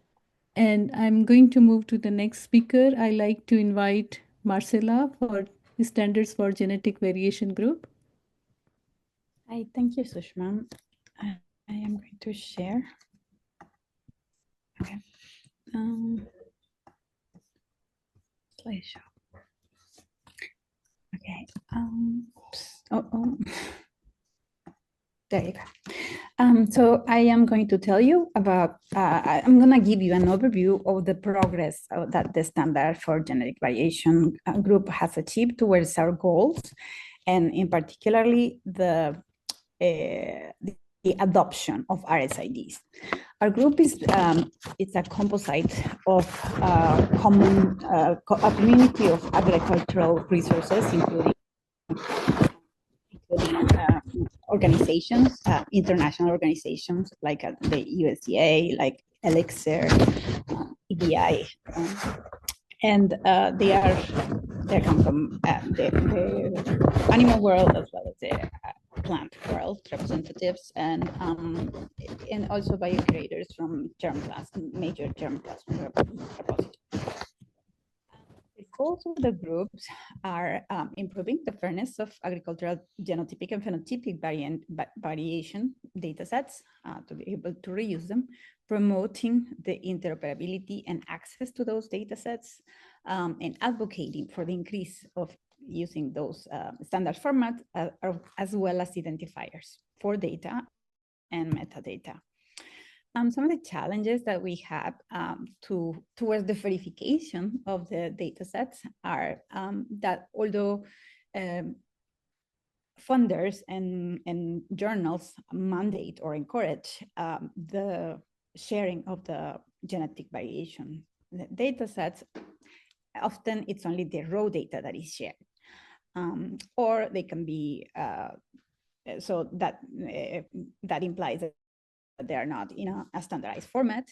They could be only shared as supplementary data or into a local repository like an FTP, or increasingly, becoming more fair into a generalist fair repository, while our goal is to have them using standard identifiers in standardized formats and share in a specialized fair data repository. So in one of the data types that we have focused most of our efforts is the markers, genetic markers. And for that, we focus on the reference identifiers known as RSIDs. These are designed for variable genomic locus. So they are unique, they are persistent, and they're stable. That's the key part. You can use that same identifier is gonna be can be passed through assembly versions, through genotyping arrays, or across different accessions in a given crop. And another key thing about these identifiers, which are of the form RS numbers, digits, is that they are kind of an aggregator for different data types, including population, allele frequency, allele genotype frequencies, associations with trait data, such as GWAS or QTLs, and in the case of diseases or animals, a clinical trait pathogen. And there are about a million publications already linking those traits or phenotypes to RSIDs. How these RSIDs get integrated into downstream resources is something that concerns us, our databases. So we have submitters of SNP data sets. Submit those in the case of non-human, the European Variation Archive, which took over that function from DB-SNP, which now only generates RSIDs for human variants, but everything non-human goes through EVA. And EVA comes up with a stable RSID new set periodically, and so those get incorporated into resources like ours. And thanks to the efforts from our group, a few of the participating resources have already underway, including sorghum-based and Grameen, but others have participated into kind of as brokers to help this submission of SNP data sets to generate RSIDs for species like soy, rice, maize, grape, and sorghum. So going back to this spectrum of fairness, I can tell you how we describe something as, we are in the process of writing a manuscript, and we are describing this as a data journey, because we identify different examples use cases of communities or data sets at different levels of fairness. So in some cases, there are communities that do not have an assembly, a reference assembly, into one of the INSDC databases, which include CBI, ENA, and the Japanese genome database. In other cases, we and moving up to the fairness scale, we have the recommended actions become to encourage whether if there is a reference assembly accession at an INSDC, the next thing is to encourage the submission of SNPs to have standard, persistent, unique RSIDs. And to use standard formats like the BCF. Moving up, there is the adoption part, not only of RSIDs, but also other for the other data types like the biosamples, germplasm, and the use of controlled vocabularies to describe traits. And then at the end of the spectrum of verification becomes to integrate all of these. And some of the examples that that we're describing in the paper come from a few databases. And although I'm very happy to say that although maybe CDP wasn't formally part of our group, they have been joining some of our activities like the workshop and panel presentation, and I'm happy to say that they are working towards the same objectives, and they'll be part of our manuscript because they have moved. They have some progress towards the verification of their data. And this is one example that I'm most familiar with because I was part of this effort for the sorghum and gramine pangenome sites where we have replaced temporary SNP identifiers with standard RSIDs for 4 species. I like this slide because it kind of illustrates how the various data types come together. And it also shows what we have done in sorghum base and gramine. First, we have replaced the transient marker IDs with RSIDs. On the other hand, we have favored the standard sample identifiers instead of using common cultivar names, so that we can cross reference these major germplasm repositories. Then we have central to all of these the format, the standard format, the BCF. And we have started working towards the standardization of the use of ontology terms to standardize the way the community of breeders call agriculturally important traits. And we have as well trait-associated variants.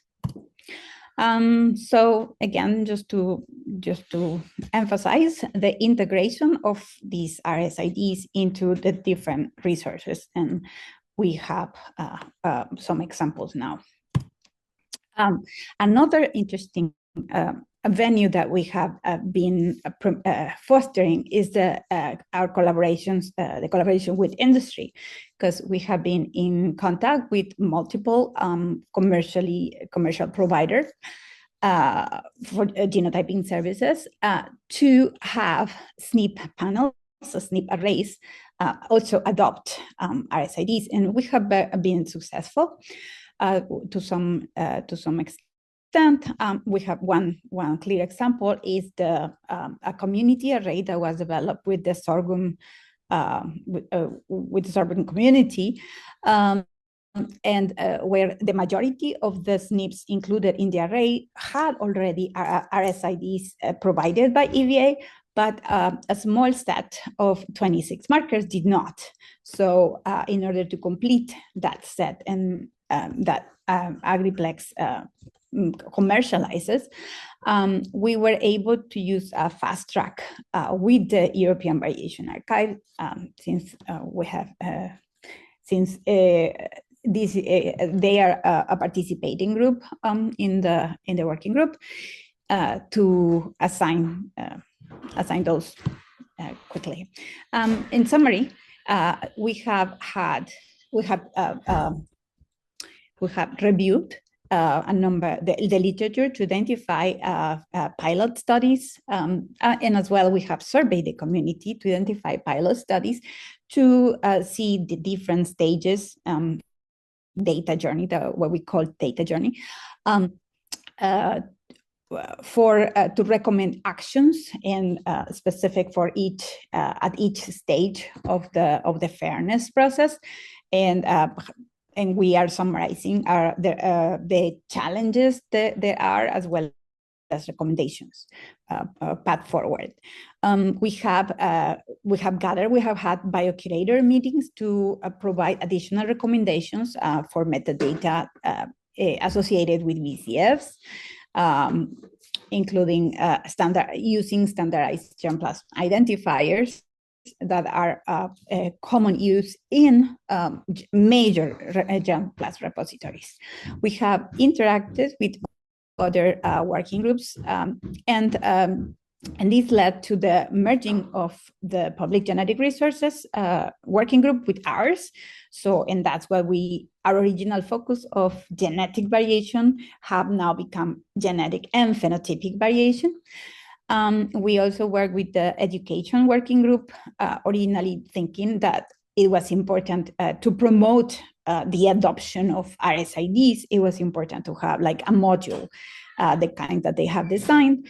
And I'm very happy to say that I participated with the group to review their modules. And now, thanks to one of the awards, the Ambassador Award, I will be presenting these their work, their progress in a bioinformatics summit next week. In the promoting adoption of RSIDs, we have had community databases well, they're summarizing what I told you in a lot of more detail. We have RSIDs adopted, and we are looking to develop training material and continue our work with the industry partners, because they are key partners. And all of this is going to a white paper, and that's one of the main points that we are trying to discuss in the breakout room. So thank you, Marcela, for an excellent talk. We will take the questions again in the breakout room, and I like to invite our last speaker of today, Dori Main. She's going to talk about the sustainability.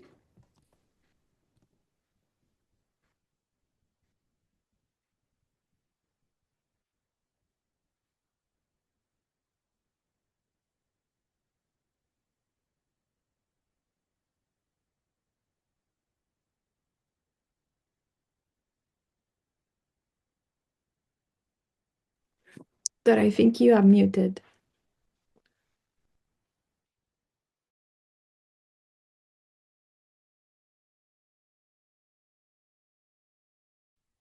Okay, can you hear me now? Yeah? Yes. Yes. Sorry about that, folks. Should know not to do that. Okay, well, let me see. Okay, thank you, Sushma, for the introduction. So today I'm representing the Sustainability Work Group. And when we think about the Sustainability Work Group, what we're really trying to do is coming up with options or thinking of ways on how we can secure the critical role of our AgBioData consortium databases. So this is our working group members, and I'm not going to read them all out. One of our main members who actually led this group for a long time was Shabari, I can't pronounce his second name, Shabri, but he no longer works for Phoenix and is no longer part of our group at the current time, at least. But he did a lot of good work on our database, on our sustainability work group. We are looking. So we have our members here. So what we're looking to do maybe is, with the extension, we're looking to refresh this working group membership, see who wants to stay on this, who's able to actually contribute and work on the working group, and look at other possible groups of people that we don't have in this group, such as, for example, agricultural industry representatives who, as part of this working group, we can perhaps have them understand a bit more the importance and help us move towards sustainability, advocate for us for sustainability. We're also maybe looking to align more closely with the Global BioData resource. They've done some great work. Their sustainability paper was really, really good. We need to re-establish monthly meetings and then also distribute the work tasks. Okay, so just to give us a little overview of what the possible funding sources for sustainability are, these represent most of the funding sources that can be available for our resources. There's competitive funding, which many of us are on, USD, NIFA, NSF, for example. There's government funding sources, the USDRS, so those USDRS databases, that's predominantly their funding. We can get funding from commodity groups for those who work with commodities, my databases do. Then researchers who include funding in our grants. So that's more like a contract type funding. If your database can actually accept that money, then that's a way of doing it without becoming a co-PI on someone's grant, which is a lot of work to do that. There's also the subscription pay for access type model or mixed model. Just putting in here that that's not paying for data per se, that's paying for access to the database and what it costs to run that resource. Charge researchers to submit data, just in the same way they're charged for publication. Charge journals for data checking, hosting, integration type of their data. This would also help ensure the data is fair. It actually exists somewhere, because we know often that data in publications sometimes doesn't ever exist, but it quite often, even if it does exist, it disappears. There's other sources, potentially appropriations. That's one thing my group have been going after. And then other sources might be fundraising, for example. So the idea for our databases, of course, is that we thrive. We not just survive or archive our data. And you know that the current funding situation is precarious, to say the least, and it's uncertain. But we're still moving towards that. How do we thrive in the long term? Let me go out of the way. And also within that regard as well, there's maybe a need for a discussion about us having some kind of AgBioData center that is a facilitator for a lot of the work that we do, for many reasons, which we found out when we did surveys and discussions with PIs of the databases. They can help overcome some of our bottlenecks. So in terms of prior activities of the AgBioData, of the Sustainability Work Group, there was surveys done, there was identifications of possible exemplar resources that could be used to say, well, this is how you can do it. Invitation for selected resources for further sustainability modelling. So again, Shabri was able to come up with some ideas or some suggestions for how they could become sustainable. And then interviews with PIs of representative crop and livestock community databases to identify available resources over time. So, you know, their personnel, their funding, how that's changed over time, what their current challenges are, and quite importantly, what the opportunities would be for them. If they had more money, more resources, what could they do that they currently couldn't do, and how would that be of value to the community that they serve? So those individual interviews, which remain, you know, anonymous, they were really informative to get to the kind of nitty-gritty of what we kind of needed to know for moving forward. They were very informal, and you know, we're seated by maybe a couple of questions, and then we just got talking. So that still needs to be completed for a few of the databases, and I have that. My goal is to complete that by mid-June. So we have all that information in there. Also, we've done sustainability presentations, so that would have been 3 in the last year. So this is since the last annual community meeting. There's been 3 of those. I won't go into what those were. Well, I will mention the sustainability workshop we had at PAG. And so there wasn't really presentations there. It was really having a conversation with a diverse group of people that turned up. And we got really, really good information out of having that discussion with people we might not have thought to contact or talk with. And it was really, really informative moving forward. We have also done a pilot project, and this is in 5 databases, to identify and collect key metrics to quantify the impact of our AgBioData databases. And so, this comes back to kind of the idea that we're not necessarily very good at touting all what we do, and why what we do is very important. And so if we can, for example, show that the economic value of the database species that we cover, the usage of our databases, which we pretty much always have, how they're cited, both primary and secondary citations. And then from that, we can calculate, we have a good idea of being able to calculate a return of investment. And that includes a return of investment of the data that goes into those databases that are funded by, for example, federal sources for our grants. So again, making that case for these are really important because they do this. So I still have a few of the remaining crop and animal community databases to do for that, to analyse, and that should be completed by June 30, so it can all go into a presentation at the plant biology meeting. In terms of current activities, so we continue this impact analysis.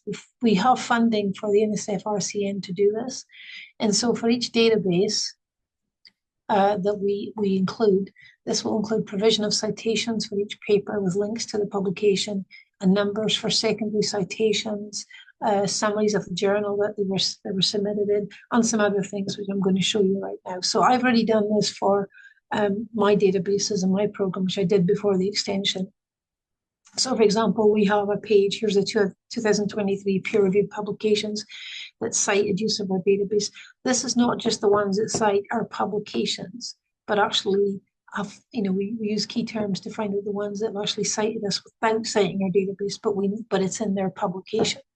So for example, we have this, and you can see the green link will take you to the actual publication, and then down here's a cited by link, which will then take you into how many papers cited, not just how many, but what papers cited this publication that cited us. So for example, here you go would be, and this is using Google Scholar in this particular case because it seems to capture almost all the publications associated with our databases.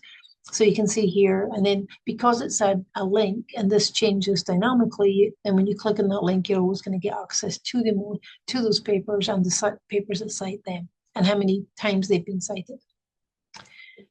We also, for each of the papers that cite us, we have obviously the link to the citation, but we've pulled out who the corresponding author is, what country, the origin of that paper for the corresponding author, their email if we want to contact them, and then also that link back into the citation, and then the numbers of the numbers that have been cited. And there's more along here when we have the next date. So I've cut that off.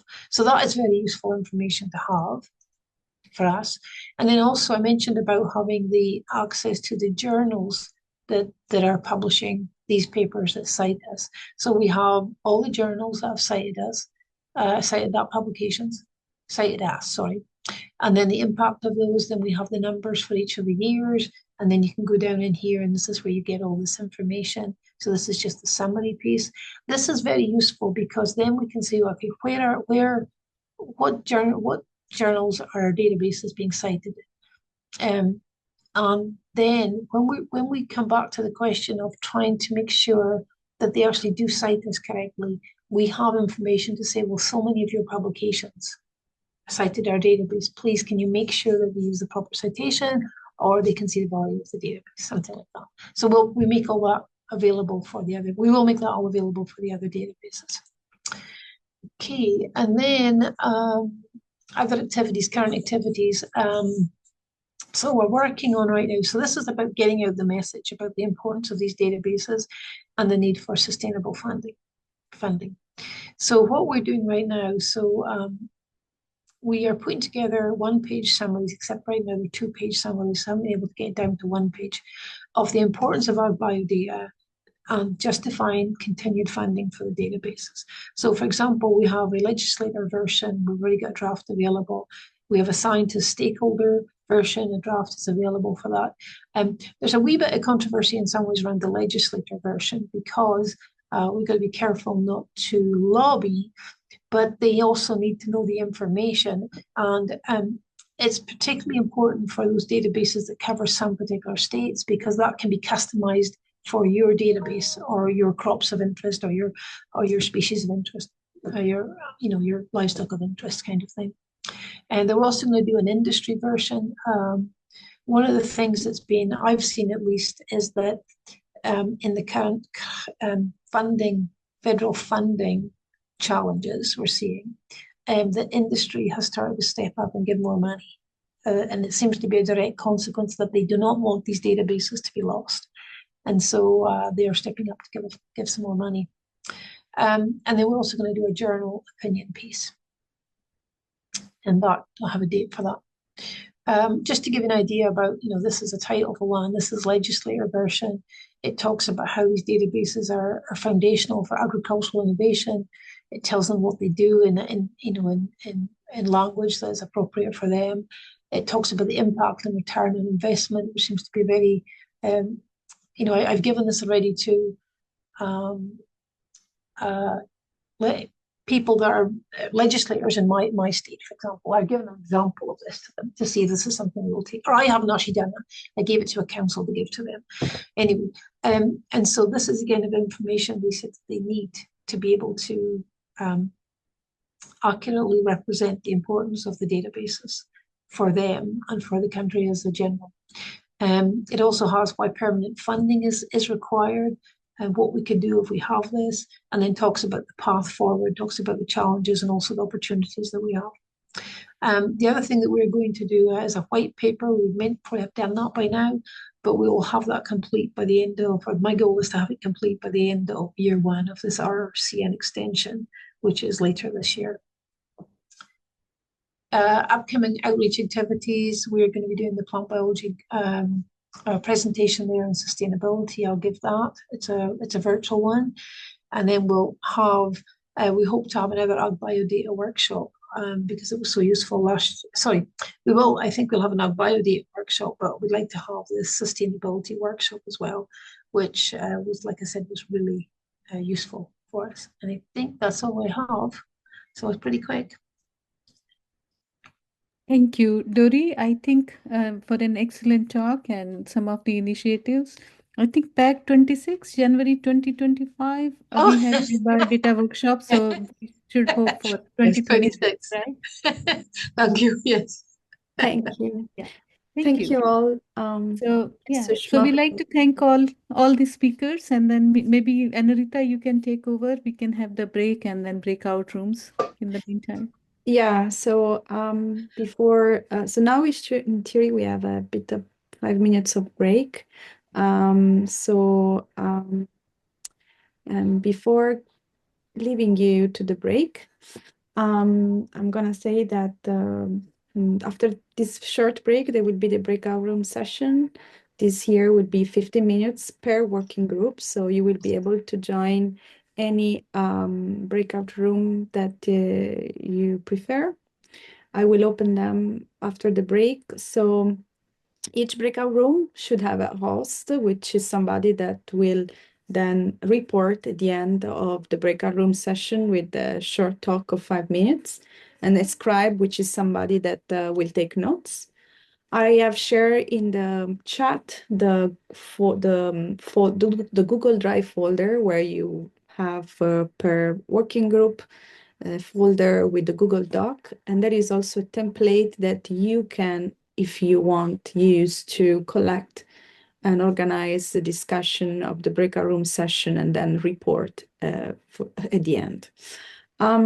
I want to remind everybody to follow the code of conduct, and so to treat the other with consideration and to create an environment where everybody can feel involved and to share their opinion.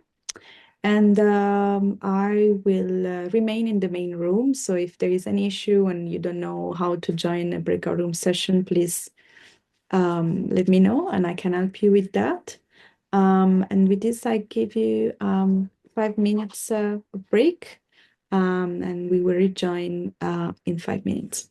Here, I will go ahead and are all people here? Yes. So I think I will go ahead and start announcing the report. So the first one is from the FAIR Scientific Literature Working Group. So he is going to report. Who is going to report? Who was the host of the breakout room? I was the host. Sorry, like I said, we didn't really. I can do the reporting. Yeah, just a summary of the discussion.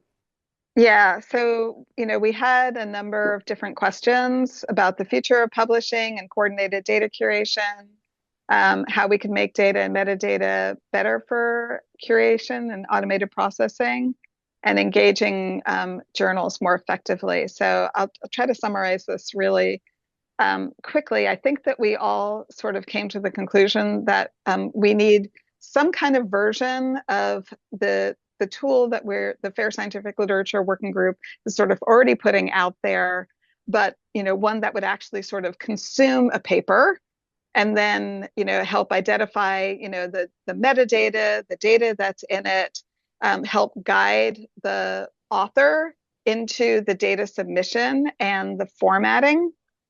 And that we would like to see this interjected into the publishing workflow, which we recognize as sort of a challenge. And anybody else from the working group who needs to sort of throw some things in there that I'm kind of forgetting, please let me know. But so we recognize the challenges, like journals don't want to add more necessarily on the researchers' plates. So the more we can sort of streamline the process, the better. That it needs to be something that's sort of maybe more of a generic tool. And one of the issues that we identified was that, we need obviously money to be able to build it. So it's unclear, like, who would necessarily build something like this? And even if we could get funding, let's say, federal funding to build it, how would it ultimately be maintained and sustained? Who would essentially pay for that process, right? Is it the authors who are paying to use the tool? Is it the journals who are we're charging to have the data, curated? I'm trying to think about, is there anything?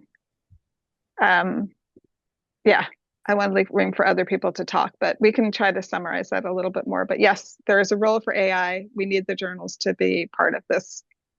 And we think that maybe the funders could provide some incentive, because we could also use that tool as a way of reporting back to the funding agencies. Is there anything else you guys want to say? Did I forget stuff? Okay. Well, I'm happy that you guys had the productive. Yeah, it was discussion. a great conversation, but we didn't have a chance to really sort of summarize everything. But we will provide that so that people can read it out, because we want this tool. So the next one, so thanks, Leonore. The next one to report, I bet, is Tanya from the NLP for Biocuration breakout room session. Yes, we had a very productive discussion, and Jackie did a great job in getting the notes actually for us. So we asked two questions to the group. The first question is about whether we are willing to use AI identified data sets in our databases. And the answer is yes. We have been doing this for other types of data, such as bringing in gene annotations, for example. These are all computationally generated sets, and we are bringing them to our databases. But certain things need to be thought about. One is giving the credit, giving the acknowledgement, at least, to the AI, where AI was used and how it was used. Because there are different stages in maybe identifying the papers or asking questions and so forth. And you have to acknowledge AI's contribution in each case. That also goes to the idea that how the data is generated is important. It's like running a blast search where parameters are important. When which prompts we use is important, well, for the data that we are getting. So for reproducibility, we think that not only acknowledgement but also which prompts are used and which software are used are all important things to consider. And of course, when you generate AI, like in others, like gene annotations, there will be human curators looking at this data sets and try to find create this gold standardized data sets that may be used in the future as training sets for other AI applications or for other computational use. The second question was about what are we doing with this, with the availability of so many AI tools, and what the next step will be for the biological databases or people working in the biological databases. And I think we realize that there are so many things that are not perfect with using AI, such as hallucinations, which adds inaccuracies, not only inaccuracies, but you sometimes don't know that the machine is hallucinating. So it's very, very difficult to differentiate what is real, what is not real when AI is giving you information in an area that you are not knowledgeable about. So humans still has a role to play to sift through this data. Curation has still a role to play to be able to serve high confidence sets to our users. Also, another thing that AI is not very strong at this point is to do a multi-step uh, um, uh, interpretations. What I mean by that, you start with genes, you go to phenotypes, you go to traits, maybe you go to varieties. So those steps are not yet covered by AI. Not yet, anyway. Maybe in the future, we will have better AI versions, and this multi-step ways of working will be implemented. But right now, we do need the curators, we need the PhD level scientists to do that. So we even we talk about AI and foundation models. These parameters are optimized not just computationally, but with the help of human curators. So human testing. So I think it is still important to know, to emphasize that aspect. But so future will be great. We'll have more tools and we'll work together with AI, human and AI, and create better biological databases for our users. Thank you, Tanya, for this, and thank you, Jackie, for summarizing the notes. So the phenotypic data standardization management breakout room, they were just 3 people, but Jennifer had a very great conversation with Sonia. Sonia, she is the lead of the new working group of a new database member of the consortium, which is the Indian crop database for phenotypic data. I see, it's the Indian crop phenome database. And so they are very interested in the work of the working group. But unfortunately, Jennifer had to leave, and they have made a lot of comments, and they will report to the working group to the next meeting. So now I'm calling for, I think, Chris Taggle, if he's still here, to report about the breakout room of the single cell RNA, or Sunita is I'll going. do it. Oh, Doreen. Okay, Doreen. Okay. Do you want? I can share Yeah, something. sure. You can share. Yeah. All right. So, guys, this is an example of use of AI to help collect information. Just one off here. Okay. So our first question is, how can we lower the barriers for users to share the data and fair and compliant? Oh, so before I first start saying, we had 9 people in our breakout room, and they were probably evenly split between animal and animal and plant people in the group. And our first question, though, was how do we lower the barriers for making this fair and compliant? And one of us to simplify the submission workflows, but with the caveat that we don't want to simplify it so much that it becomes not useful and fair. There was a comment, for instance, that with NCBI, they've lowered the barrier for submitting some of the sample data, but now it's so low that it's not reusable. Offer domain-specific metadata templates to make it easier, perhaps pre-filled, or help with a guide of completion.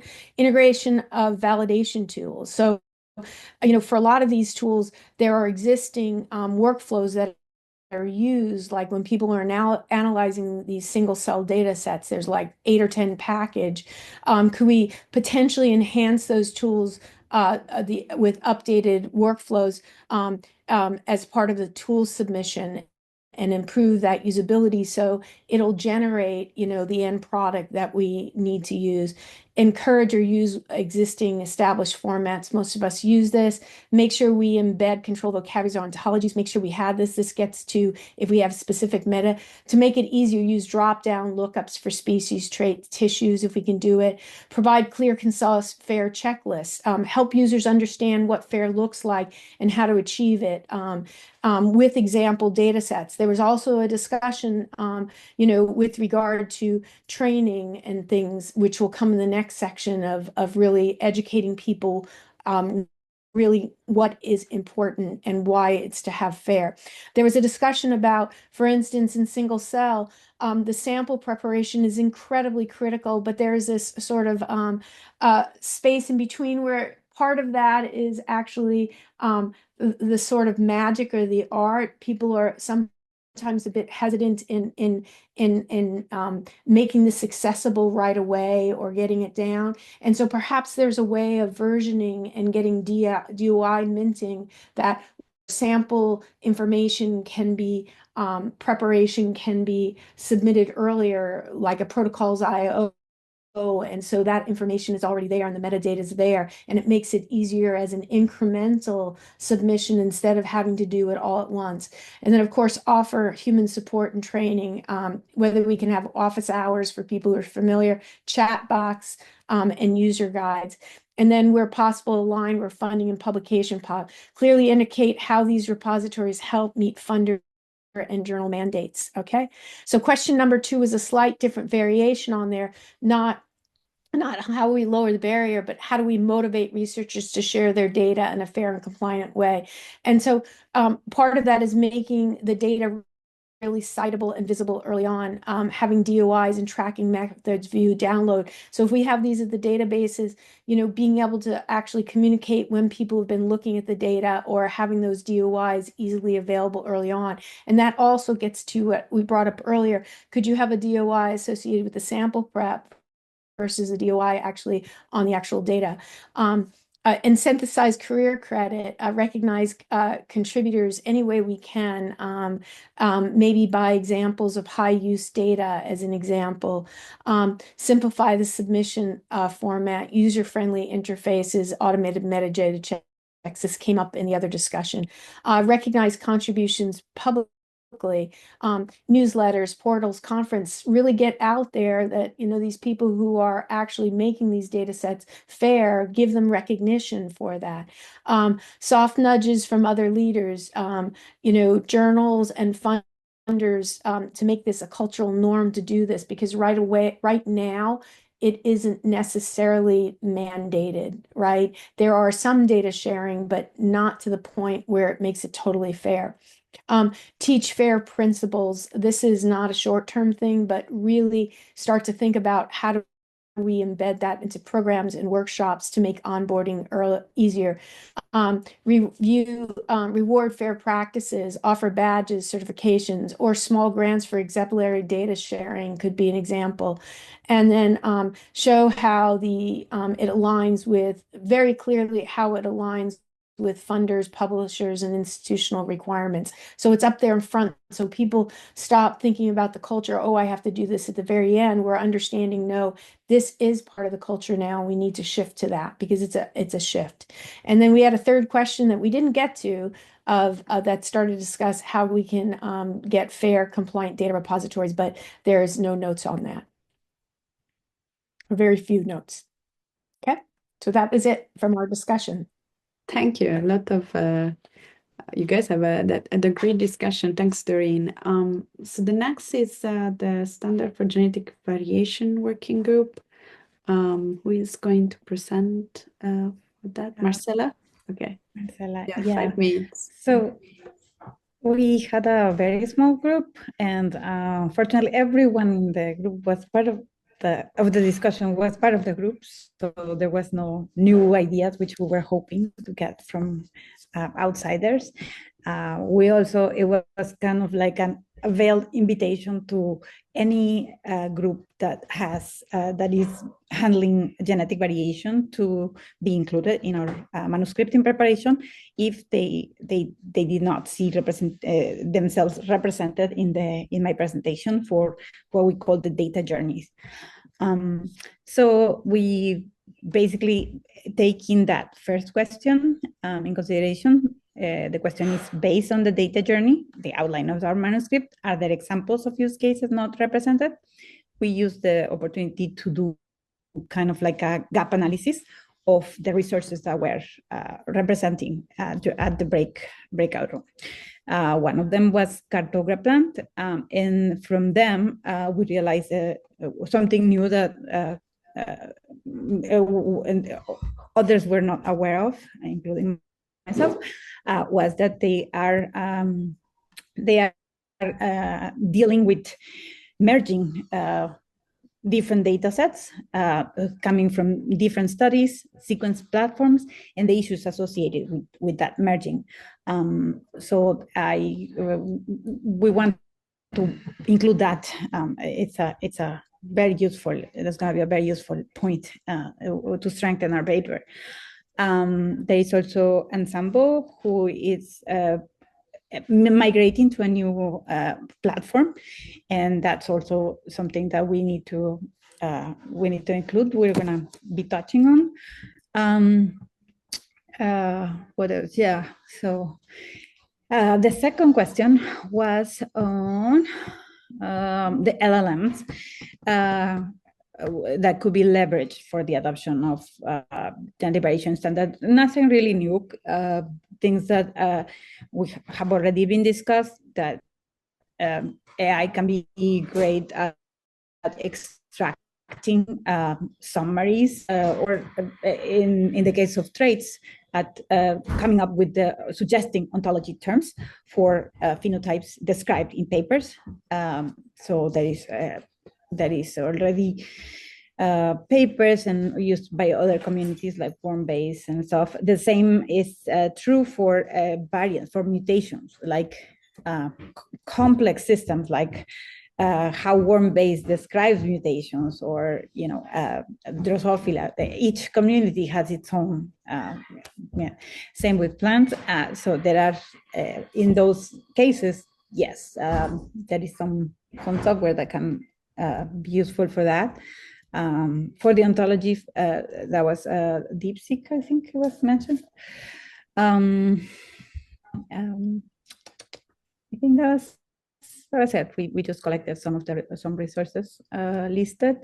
I did not have a chance to parse the question to the slides, but they are in the notes. The third question was not really a question. It was just a little bit of discussion. So in my job search, I've been reading a lot about catching up with what humans, the human genetic field have done for genetic variation, and what could be brought in. So in the field of RSIDs, we were behind human for like 20 years. And so I learned about some guidelines for clinical variants associated with disease to classify these and integrate information coming from like experimental validation, population genetics, even modeling, prediction, like RNA modeling, to incorporate all of that information based on an RSID, on a point mutant, on a, associated with, to validate that association with a phenotype, with clinical, and in our case, in our case would be an agriculturally important trait. And the approaches are similar.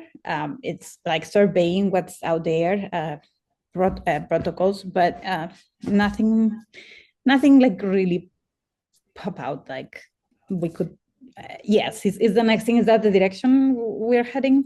But I don't know, it just parallels could be drawn. Like instead of there are in humans there are expert panels for focus on a disease, and in traits would be what we already have kind of for there are crop ontologies for specific communities, and the traits might be similar or equivalent, but it's experts in that for that particular communities. And that was it. Nothing. It's just just a thoughtful discussion. Thanks, Marcela. And so this brings me to the last report, which is from the sustainability, and I think probably Dori, she wants to give a brief summary of what they discussed. Oh, I think it's John that's going to do it. He was our note taker. Sorry, Johnny. Thanks. Thanks. It was a wonderful group. Tom Finn from Genomics, Alberta, Matthew Rard from Colombia by way of France, and I think, I can't remember his name now, from USDA. And so, in short, everything that everybody's just said in the last half hour encapsulated into a strategic plan moving forward. How can we follow up on what Dori talked about with the different groups and think about how do we get sustained funding for federal database management? That doesn't mean all the other little things are not important. There also will be private database management, those types of things. But how can we get sustained funded database management? And so the notes are pretty strategic level. We tried to keep it at that level. All of the technical details are important. I think one of the key things, and that we did talk about it, and that everybody's talked about, is the relationship between grant funding, publication costs, open access data, journals, reviewers, publications. Dori had a great idea about how do we maybe turn this on its head and offer to be the curator and checker of data, and then charge journals to do that for them. So strategic level, and I know the working group will follow up on that. So thanks for the opportunity. Thanks, John. Thank you. We had the same idea in the fair scientific literature. I think this is a tool we need to build.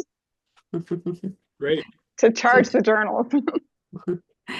Well, I want to thank everybody for staying, even if we are very late. And thank you to all the working group members that presented and joined.